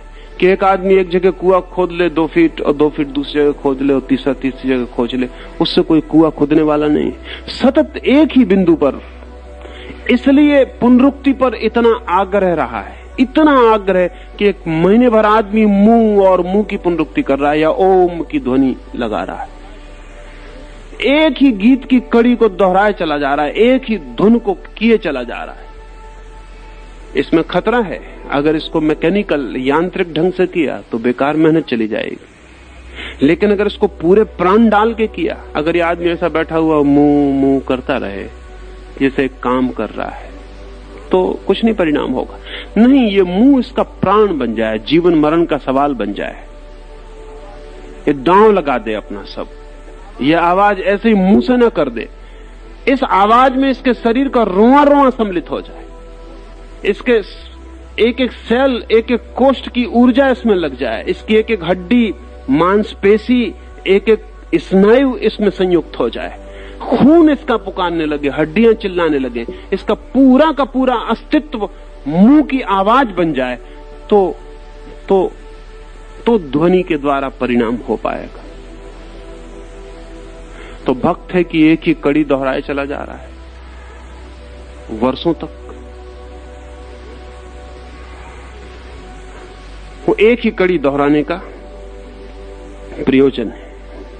चोट करनी है एक ही जगह, और चोट करते ही चले जाना है जब तक कि द्वार खुल ही ना जाए, और द्वार खुल जाता है। तो पूजा में ध्वनि का, नृत्य का, कीर्तन का, उन सब का उपयोग हुआ है, और उन सब का उपयोग मूर्ति के सामने है, ताकि किसी भी क्षण ये ख्याल ना भूल जाए, क्योंकि अकेला नृत्य एक बात है, वो तो नर्तक भी कर रहा है, नर्तकी भी कर रही है, उसको तो कोई परम ज्ञान उपलब्ध नहीं हो जाता। वो नृत्य के लिए ही नृत्य कर रहा है, तब कोई परम ज्ञान से संबंध न होगा। ये तो मूर्ति के सामने चल रहा है सारा क्रम, ये तो उस मूर्ति के सामने चल रहा है जिसमें अपने प्राण डाल दिए, और वो मूर्ति 24 घंटे स्मरण दिलाती रहेगी कि नृत्य के लिए नृत्य नहीं है, ये तो नृत्य परिधि पर है, केंद्र तो वहां है, केंद्र तो तू है, उसके लिए सारा नृत्य चल रहा है।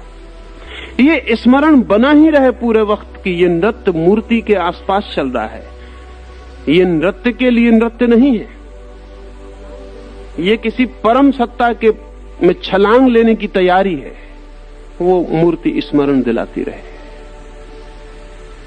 तो ही, अन्यथा तो नाचने वाले हैं, गीत गाने वाले हैं, वो बहुत अच्छा गीत भक्तों से गा लेते हैं, उससे कुछ भी ना होगा। गाने वाला गाने के लिए गाता है, प्रयोजन गीत है या प्रयोजन संगीत है। भक्त को संगीत से प्रयोजन नहीं है, भक्त को गीत से प्रयोजन नहीं है, भक्त को राग बिठाने से प्रयोजन नहीं है, भक्त को क्रम में नाचने से प्रयोजन नहीं है, भक्त को प्रयोजन कुछ और है।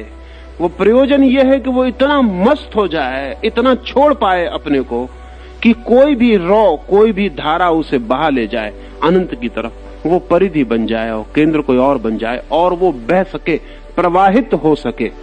ये सब प्रवाहित होने की एक लिक्विडिटी पैदा हो सके, उसमें सब तरल हो जाए और बहने लगे, तो अक्सर भक्त रोता हुआ मिल जाएगा। दुख से नहीं रोता है, आनंद से ही रोता है। और आंसू भीतर जब कुछ तरल होता है तभी बहते हैं, चाहे दुख में तरल हो जाए, चाहे सुख में तरल हो जाए। भीतर जब कुछ तरल हो जाता है तो आंसू बहने शुरू हो जाते हैं। अभी तक वैज्ञानिक ठीक से नहीं बता पाए हैं कि आंसुओं का प्रयोजन क्या है आदमी के शरीर में। ज्यादा से ज्यादा जो खोज पाए हैं वो इतना ही खोज पाए हैं कि आंख पर जो धूल वगैरह जम जाती है उसकी सफाई का प्रयोजन दिखाई पड़ता है, और कोई प्रयोजन नहीं दिखाई पड़ता इन ग्रंथियों का।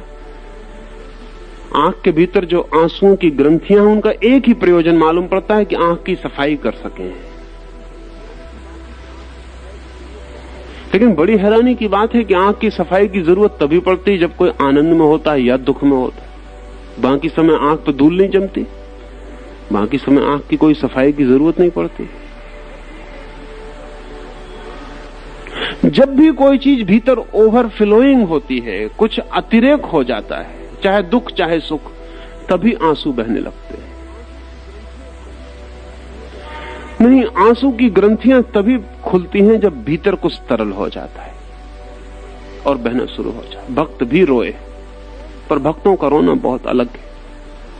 कोई गैर भक्त नहीं जान सकता कि भक्त क्यों रोए, क्या हुआ उनके भीतर कि वो रो रहे हैं। आप देखेंगे, गुजरेंगे तो शायद लगेगा कि रो रहे होंगे कि बहुत कोई तकलीफ है जीवन में, तो भगवान के सामने हाथ जोड़ के बैठ के रो रहे हैं कि तकलीफ है कोई। जो तकलीफ से भगवान के सामने रो रहा है वो तो अभी केंद्र खुद है, वो अभी भक्त नहीं है, अभी उसे पूजा का कोई पता नहीं।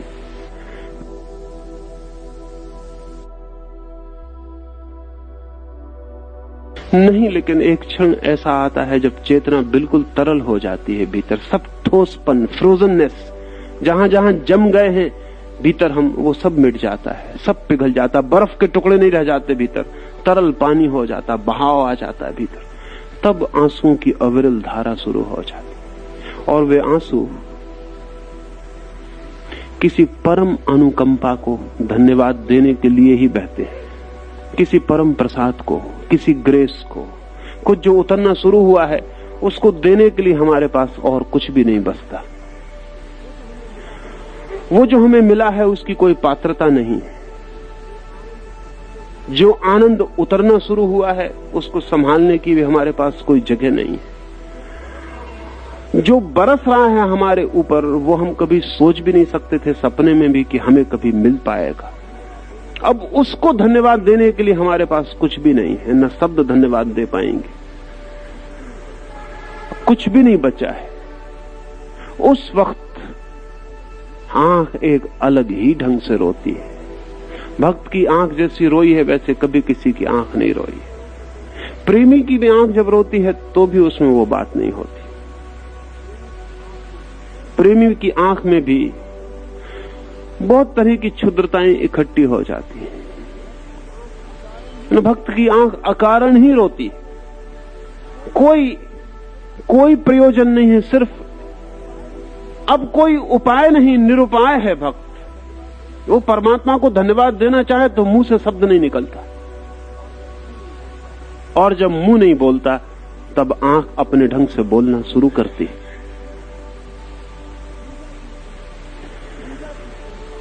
पूजा की पूर्णता आंसू में है।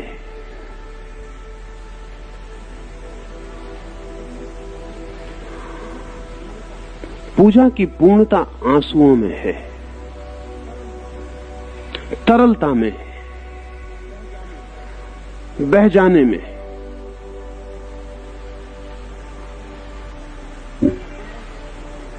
बहुत ढंगों से, बहुत प्रकारों से मूर्ति का उपयोग इस परम अनुभूति के लिए किया गया है। जो मूर्ति के खिलाफ बोलते हैं उन्हें पूजा का कोई पता नहीं होता।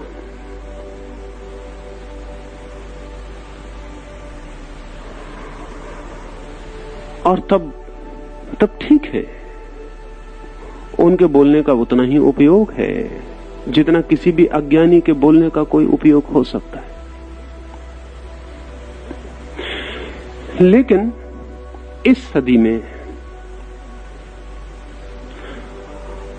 उस तरह की बातें बहुत प्रभावी हो गई हैं, क्योंकि और लोगों को भी कोई पता नहीं है।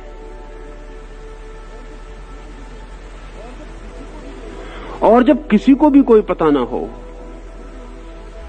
तो जो भी हमें कहा जाए उसे स्वीकार करने के लिए स्वीकार करने के सिवाय कोई चारा नहीं रह जाता है। और मन का एक नियम है कि निषेध की बात को जल्दी स्वीकार कर लेता है, क्योंकि निषेध की बात में कुछ सिद्ध नहीं करना पड़ता। एक आदमी कहता है ईश्वर नहीं है तो उसे कुछ भी सिद्ध नहीं करना रहता। वो सदा कह सकता है कि जो कहता है वो सिद्ध करके बता दे। नहीं है कहने के लिए कोई भी तो सिद्ध करने की चेष्टा नहीं करनी पड़ती है, तो फिर सिद्ध करने की चेष्टा करनी पड़ती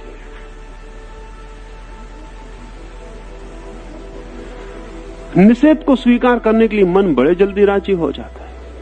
विधेय को स्वीकार करने के लिए मन बड़ी बाधा डालता है, क्योंकि मन को फिर बड़ा श्रम उठाना पड़ता है। पूजा तो एक विधेय है, मूर्ति भी एक विधेय है। इनकार करना हो कोई कठिनाई नहीं, कह दो कि नहीं। तुर्गनेव ने एक छोटी सी कहानी लिखी है। लिखा है कि गांव में एक आदमी था, बहुत बुद्धिमान आदमी था, बहुत प्रतिभाशाली आदमी था, और उसी गांव में एक बहुत महामूढ़ भी था। उस महामूढ़ ने इस बुद्धिमान आदमी से जाकर पूछा कि मुझे भी बुद्धिमान होने का कोई रास्ता बता दो।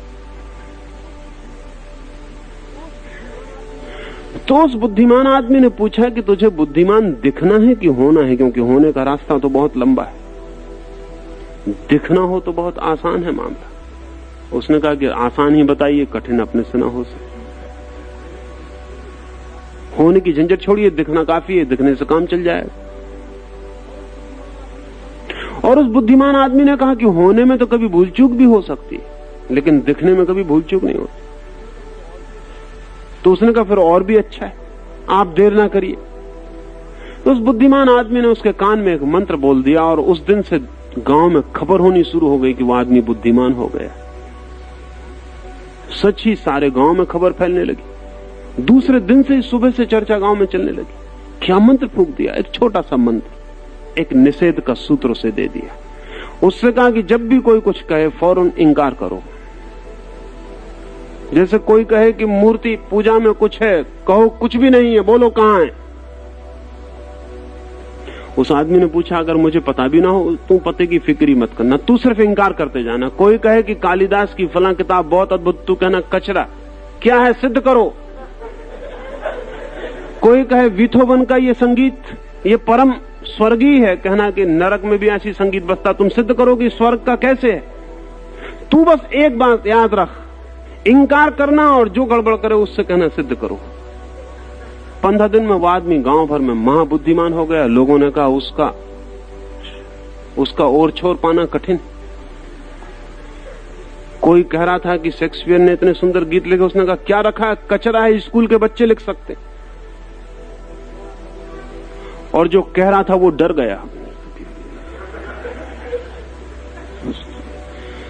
क्योंकि कुछ भी सिद्ध करना कठिन बात है और कुछ भी असिद्ध करने से ज्यादा सरल कुछ भी नहीं है। हमारी ये सदी बहुत अर्थों में कई तरह की मूढ़ताओं की सदी है और हमारी मूढ़ता का जो सबसे बड़ा आधार है वो निषेध है। पूरी सदी कुछ भी इंकार किए चली जाती है और दूसरे भी सिद्ध नहीं कर पाते, तब फिर वे भी निषेध की धारा में खड़े हो जाते। लेकिन ध्यान रहे, जितना निषेधात्मक होगा जीवन उतना ही क्षुद्र हो जाएगा, क्योंकि इस जगत का कोई भी सत्य विधेयक हुए बिना उपलब्ध नहीं होता है। जितना निषेधात्मक होगा जीवन उतना बुद्धिमान भला दिखाई पड़े, भीतर बहुत बुद्धिहीन हो जाएगा। जितना निषेधात्मक होगा जीवन उतना ही सत्य की, सौंदर्य की, आनंद की किसी अनुभूति की किरण भी नहीं उतरेगी, क्योंकि कोई भी महत्तर अनुभव विधायक चित्त में अवतरित होता है। निषेधात्मक चित्त में कोई भी महत्वपूर्ण अनुभव अवतरित नहीं होता। असल में जिसने कहा नहीं उसका मन बंद हो जाता है। कभी शब्द का ख्याल किया आपने? तो अपने कमरे में बंद करके जोर से कह के देखना नहीं, तब आपको पता चलेगा सारा हृदय सिकुड़ के बंद हो गया। और उसी कमरे में जोर से कहना हाँ, और आपको पता लगेगा सारे हृदय ने पंख खोल के जैसे आकाश में उड़ान ली। शब्द ऐसे ही निर्मित नहीं होते हैं, उनकी समानांतर घटना भीतर घटती है। नहीं कहते ही भीतर कोई चीज बंद हो जाती है और सिकुड़ जाती है, और हाँ कहते ही कोई चीज खुल जाती है। संत अगस्तीन से किसी ने पूछा क्या है तेरी प्रार्थना, क्या है तेरी पूजा?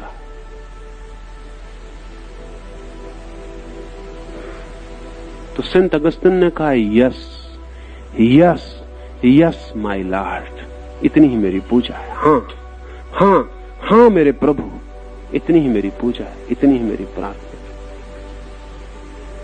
वो तो नहीं समझा होगा कि वो क्या कह रहा है, लेकिन जो हृदय इस पूरे जीवन को हाँ कहने के लिए तैयार हो जाए वो आस्तिक है। आस्तिकता का अर्थ ईश्वर को हाँ कहना नहीं, हाँ कहने की क्षमता। नास्तिक का अर्थ ईश्वर को इंकार करना नहीं, नास्तिक का अर्थ ना के अतिरिक्त किसी भी क्षमता का न होना। बस एक ही क्षमता, नहीं। तो ठीक है, वैसा आदमी सिकुड़ता जाएगा, सिकुड़ता जाएगा, सड़ जाएगा। हाँ, और वैसा आदमी खुलता है, खुलता है, फैलता है, और विराट तक उसकी उड़ान संभव हो पाती है। मूर्ति पूजा एक बहुत विधायक विधि, एक पॉजिटिव उपाय है। पर इतनी बातें सोच के समझ के उतरेंगे तब आपको पता चलेगा कि मूर्ति पूजा में मूर्ति तो कहां, पूजा ही है। मूर्ति तो बस शुरुआत है, और पूजा भी परमात्मा की है, ये तो ठीक ही है, लेकिन गहरे में तो अपने को ही रूपांतरण है। परमात्मा तो बहाना है, उस बहाने अपने को बदलने में सुविधा मिल जाती। जिस डॉक्टर रंडोल्फ की मैं बात कर रहा था शुरू में, इस आदमी ने एक और महत्वपूर्ण नियम खोजा है, वो मैं आपसे कहूं जो इसके लिए उपयोगी होगा।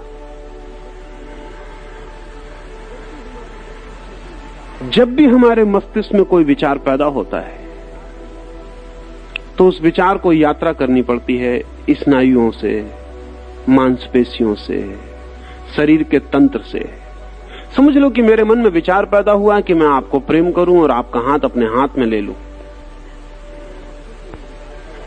मेरे मस्तिष्क में ये विचार पैदा होता है, फिर ये यात्रा शुरू करता है और मेरे शरीर के बहुत से यांत्रिक ढांचे को पार करके और मेरी हाथ की अंगुलियों तक आता है। रंडोल्फ ने मनुष्य के स्नायुओं पर महत्वपूर्ण खोज करके ये पता लगाया है कि जब विचार पैदा होता है कि मैं प्रेम करूं और आपका हाथ अपने हाथ में ले लूं,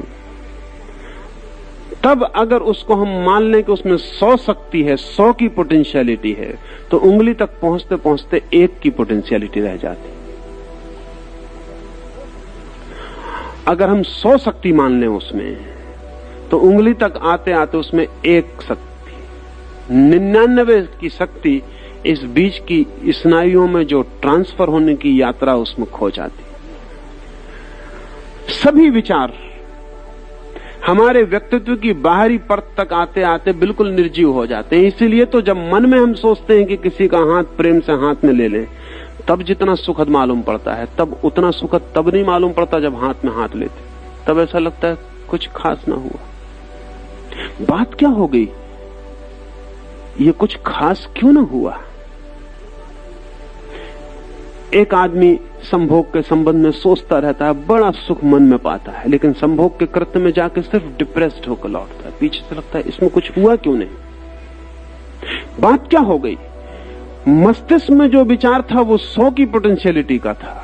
जब तक वो शरीर के परिधि तक आता तब तक 1 की पोटेंशियलिटी रह जाती, और कभी कभी 1 की भी नहीं रह जाती, और कभी कभी निगेटिव पोटेंशियलिटी भी हो जाती।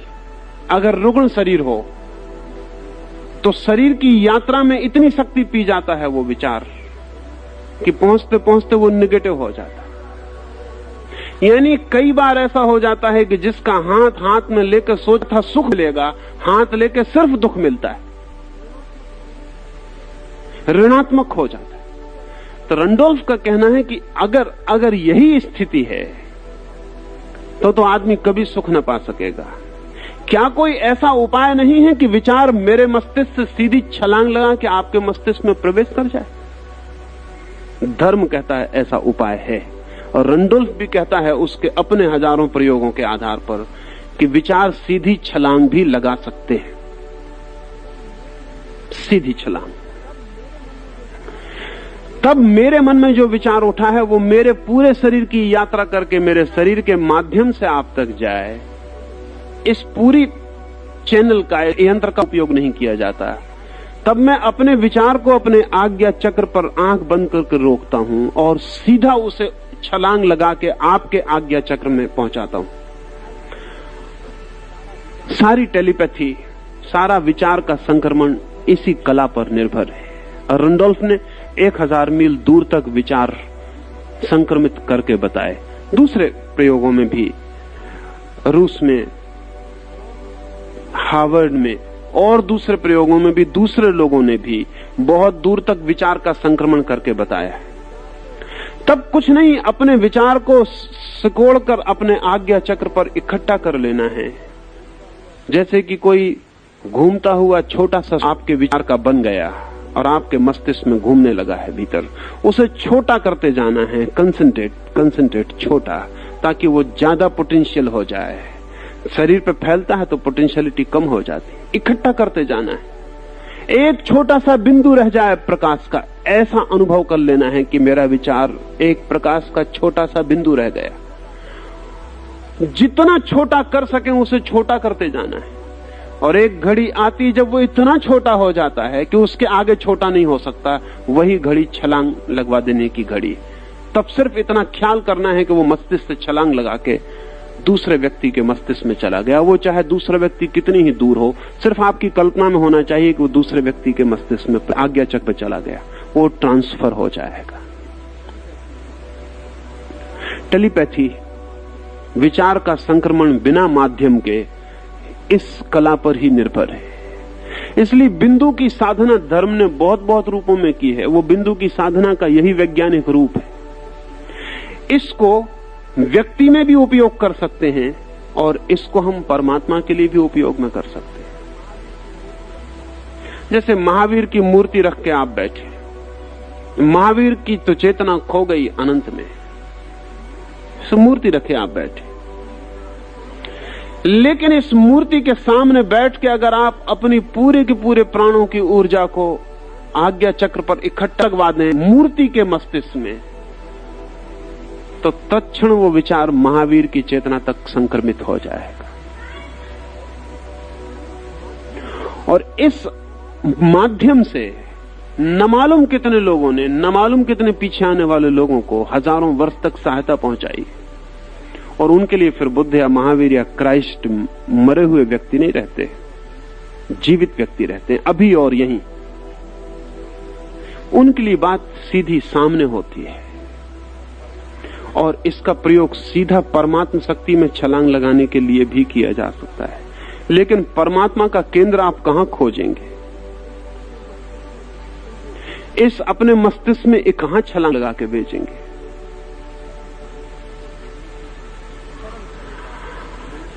सरल पड़ेगा एक मूर्ति के माध्यम से इसे संक्रमित कर देना। इसको अनंत में सीधा फेंकने में बड़ी कठिनाई होगी। फेंका जा सकता है अनंत में भी सीधा, लेकिन उसके अलग टेक्निक हैं। और जिन धर्मों ने मूर्ति का प्रयोग नहीं किया, उन धर्मों ने उन टेक्निकों का प्रयोग किया है जिनसे अनंत में सीधी छलांग लगाई जा सकती, लेकिन अति कठिन। और इसलिए जो धर्म भी मूर्ति का प्रयोग नहीं करते, वो थोड़े बहुत दिन में घूम फिर के मूर्ति का प्रयोग शुरू कर देते। जैसे कि इस्लाम ने मूर्ति का प्रयोग नहीं किया, लेकिन मस्जिद का प्रयोग शुरू हो गया। फकीरों की मजारें बन गईं, फकीरों की समाधियां बन गईं, उनका प्रयोग शुरू होगा। आज भी मुसलमान दुनिया के किसी भी कोने में प्रार्थना करता तो काबा के पत्थर की तरफ चेहरा करता है। अभी भी वो काबा का जो पत्थर है, वो इस बिंदु को उछालने के लिए काम में लाया जाने लगा। जो जानते हैं, जो नहीं जानते वो तो सिर्फ मुंह करके खड़े हो जाते। इससे कोई फर्क नहीं पड़ता कि काबा के पत्थर पर बिंदु को फेंका जाए कि किसी मूर्ति पर फेंका जाए, इससे कोई फर्क नहीं पड़ता। इससे कोई फर्क नहीं पड़ता कि मूर्ति के चरण चूमे जाएं कि काबा के पत्थर को जाके बोसा लिया जाए, इससे कोई फर्क नहीं पड़ता। एक ही बात है। मोहम्मद की कोई मूर्ति नहीं बनाई, पर उससे क्या फर्क पड़ता है? दूसरा काम करना पड़ा। अभी बड़े मजे की बात है कि मोहम्मद का चित्र नहीं बनाया, मूर्ति नहीं बनाई, तो फिर बहुत छोटे फकीरों की मजारों पर फूल चढ़ाने पड़ते। मोहम्मद के बराबर भी सब्स्टिट्यूट नहीं खोजा जा सका। फिर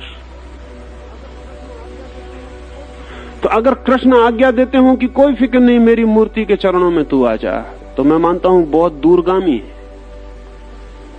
क्योंकि कृष्ण की समझ यह है, आदमी मूर्ति से तो बच ना सकेगा, अनंत में सीधी छलांग लगानी इतनी दुष्कर है कि कभी करोड़ में एक आदमी लगाएगा, बाकी करोड़ का क्या होगा? अगर कृष्ण की मूर्ति ना मिली तो होंगे। मोहम्मद की मूर्ति से बचने का परिणाम क्या हुआ है? परिणाम यह हुआ कि गांव में एक फकीर मर जाता तो उसकी मजार पर मुसलमान इकट्ठा होने लगता। उसमें मुसलमान का कसूर नहीं है, उसमें मनुष्य की वो जो आंतरिक सुविधा है वही है कारण। मैं भी मानता हूं कि मोहम्मद की मूर्ति से जो फायदा हो सकता वो इस मजार से नहीं हो सकता। हालांकि मोहम्मद जो कह रहे थे बिल्कुल ठीक कह रहे थे, मूर्ति की कोई जरूरत नहीं है। मगर करोड़ में एक आध आदमी के लिए वो बात ठीक है। और जिस आदमी के लिए वो बात ठीक है, उस आदमी के लिए किसी चीज की कोई जरूरत नहीं है। मूर्ति की नहीं, उसके लिए काबा की भी कोई जरूरत नहीं, उसके लिए कुरान की भी कोई जरूरत नहीं, उसके लिए इस्लाम की भी कोई जरूरत नहीं, गीता की भी कोई जरूरत नहीं, कृष्ण की, बुद्ध की, किसी की कोई जरूरत नहीं। उस आदमी के लिए तो सभी कुछ बेकार है, वो सीधा ही जा सकता है। पर बाकी सबके लिए सबकी जरूरत है। और उचित होगा कि श्रेष्ठतम मिले उन्हें। जब जरूरत ही है तो उचित होगा कि हम किसी फकीर की मूर्ति बनाएं, गांव मूर्ति और मजार पूजें। उससे बेहतर है कि बुद्ध या कृष्ण या मोहम्मद या महावीर जैसे व्यक्ति की मूर्ति से यात्रा हो। जब जाना ही है सागर में, तो गांव की बनी डोंगी में यात्रा करना खतरे से खाली नहीं है। तब तो फिर विशाल पोत में, बड़े जहाज में ही यात्रा की जा सकती है। जब बुद्ध की नाव उपलब्ध होती हो,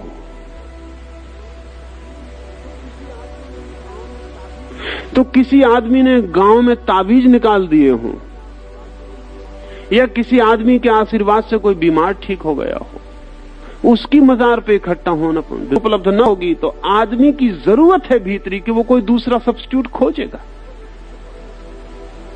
तो ऊपर से दिखाई पड़ता है कि जिन लोगों ने इंकार कर दिया, उन्होंने बड़ी ऊंची बात की, लेकिन हजारों लाखों साल का अनुभव था जिन्होंने इंकार नहीं किया। उनके साथ भी अनुभव था कि आदमी को जरूरत पड़ेगी ही। वो आदमी की भीतरी कठिनाई है कि वो अनंत पर सीधा नहीं जा सकता, उसे एक बीच में पड़ाव चाहिए। तो वो पड़ाव जितना श्रेष्ठतम मिल सके उतना बेहतर है।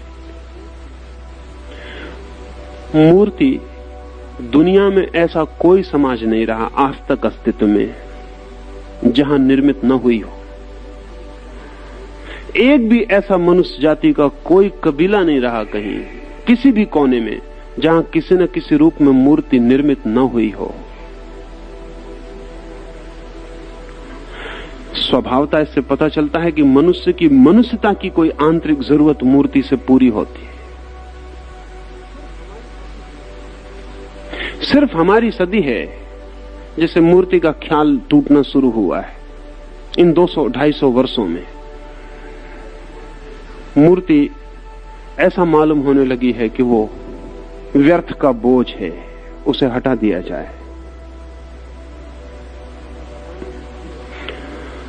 लेकिन हटाने के पहले अगर तो मैं सोचता हूं इस जगत में कोई बुद्धिमान आदमी उसे हटाने को राजी होगा।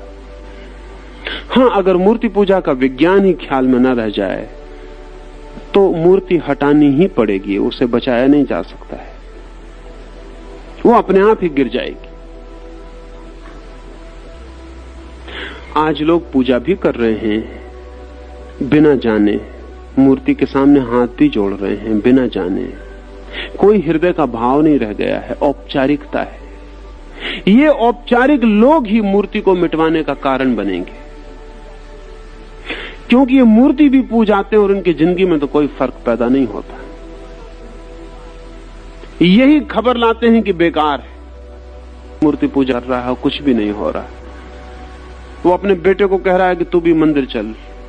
अब वो बेटा पूछने लगा है कि आपको कुछ भी नहीं हुआ 40 साल में, आप मुझे कहां किस लिए ले जाना चाहते हैं? कोई जवाब भी नहीं हो उनके पास, क्योंकि हुआ हो तो जवाब की जरूरत नहीं रहती। सुना है मैंने, ईसब की कथा है एक छोटी सी, कि एक सिंह जंगल में एक एक जानवर से पूछ रहा है, पूछता है एक भालू से कि क्या ख्याल है तुम्हारा, जंगल का मैं राजा हूं ना? भालू कहता है बिल्कुल ही, निश्चित ही, कौन इस पे शक कर सकता है। और पूछता है एक चीते से, चीता थोड़ा सा संकोच खाता है, कहता है कि नहीं। पूछता है एक हाथी से, हाथी उसे उठाता है, अपनी सूंड में लपेट कर बहुत दूर फेंक देता है। वो नीचे गिर के वहां से कहता है कि महाशय, अगर आपको जवाब का पता नहीं है तो सीधा मना क्यों नहीं कर देते? फेंकने की क्या जरूरत है? सीधे ही कह दिए होते, इतनी तकलीफ की क्या जरूरत है कि आपको मालूम नहीं है, मैं चला जाता।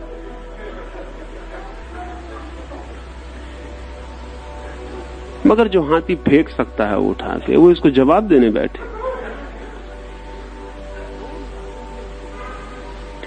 कौन राजा है इसके जवाब थोड़ी देने होते हैं। तो वो जो मूर्ति को जवाब ना देना पड़े, अगर उसको पूजा का पता हो, उसकी जिंदगी जवाब हो, उसकी आंख, उसका उठना, उसका बैठना, वो जवाब बन जाए। लेकिन उसको जवाब देना पड़ते हैं, जवाब देना पड़ते हैं, क्योंकि जवाब कुछ भी नहीं है। वही जो मूर्ति को पूज रहे हैं, मूर्ति को हटवाने का कारण बन गए। पूजा का ही पता नहीं है, बस हाथ में मूर्ति रह गई है, कुछ पूजा नहीं। इसलिए मैंने पूजा की बात आपसे कही कि उसे समझ लें तो वो इनर टोटल ट्रांसफॉर्मेशन है, अंतर समग्रता से परिवर्तन की व्यवस्था है। मूर्ति तो सिर्फ बहाना है, जैसे किसी खूंटी पर कोई कोट टांग दे। टांगना है कोट, टांग रहा, आप मुझसे कहने लगे क्या पागलपन है, इस खूंटी से क्या होगा? तो मैं आपसे कहूंगा खूंटी से कोई प्रयोजन ही नहीं। ये तो कोट टांगने की व्यवस्था है। खूंटी नहीं होती तो फिर किसी खिली पे टांगते हैं, दरवाजे की नोक पे टांगते हैं। कोट तो टांगना पड़ेगा, लेकिन कोट टांगते वक्त आपको कोट दिखाई पड़ता है, खूंटी दिखाई नहीं पड़ती, इसलिए आप झंझट खड़ी नहीं करते हो, सवाल नहीं उठाते। मूर्ति तो खूंटी है, पूजा है असली चीज। लेकिन मूर्ति पूजा वक्त आपको पूजा तो दिखाई नहीं पड़ती, कोट तो दिखाई नहीं पड़ता, खूंटी दिखाई पड़ती। आप कहते हैं ये क्या कर रहे हैं, क्यों दीवार खराब कर रखी है, किस लिए यहां रोक रखा है इस खूंटी को? कोट हो गया अदृश्य, खूंटी रह गई है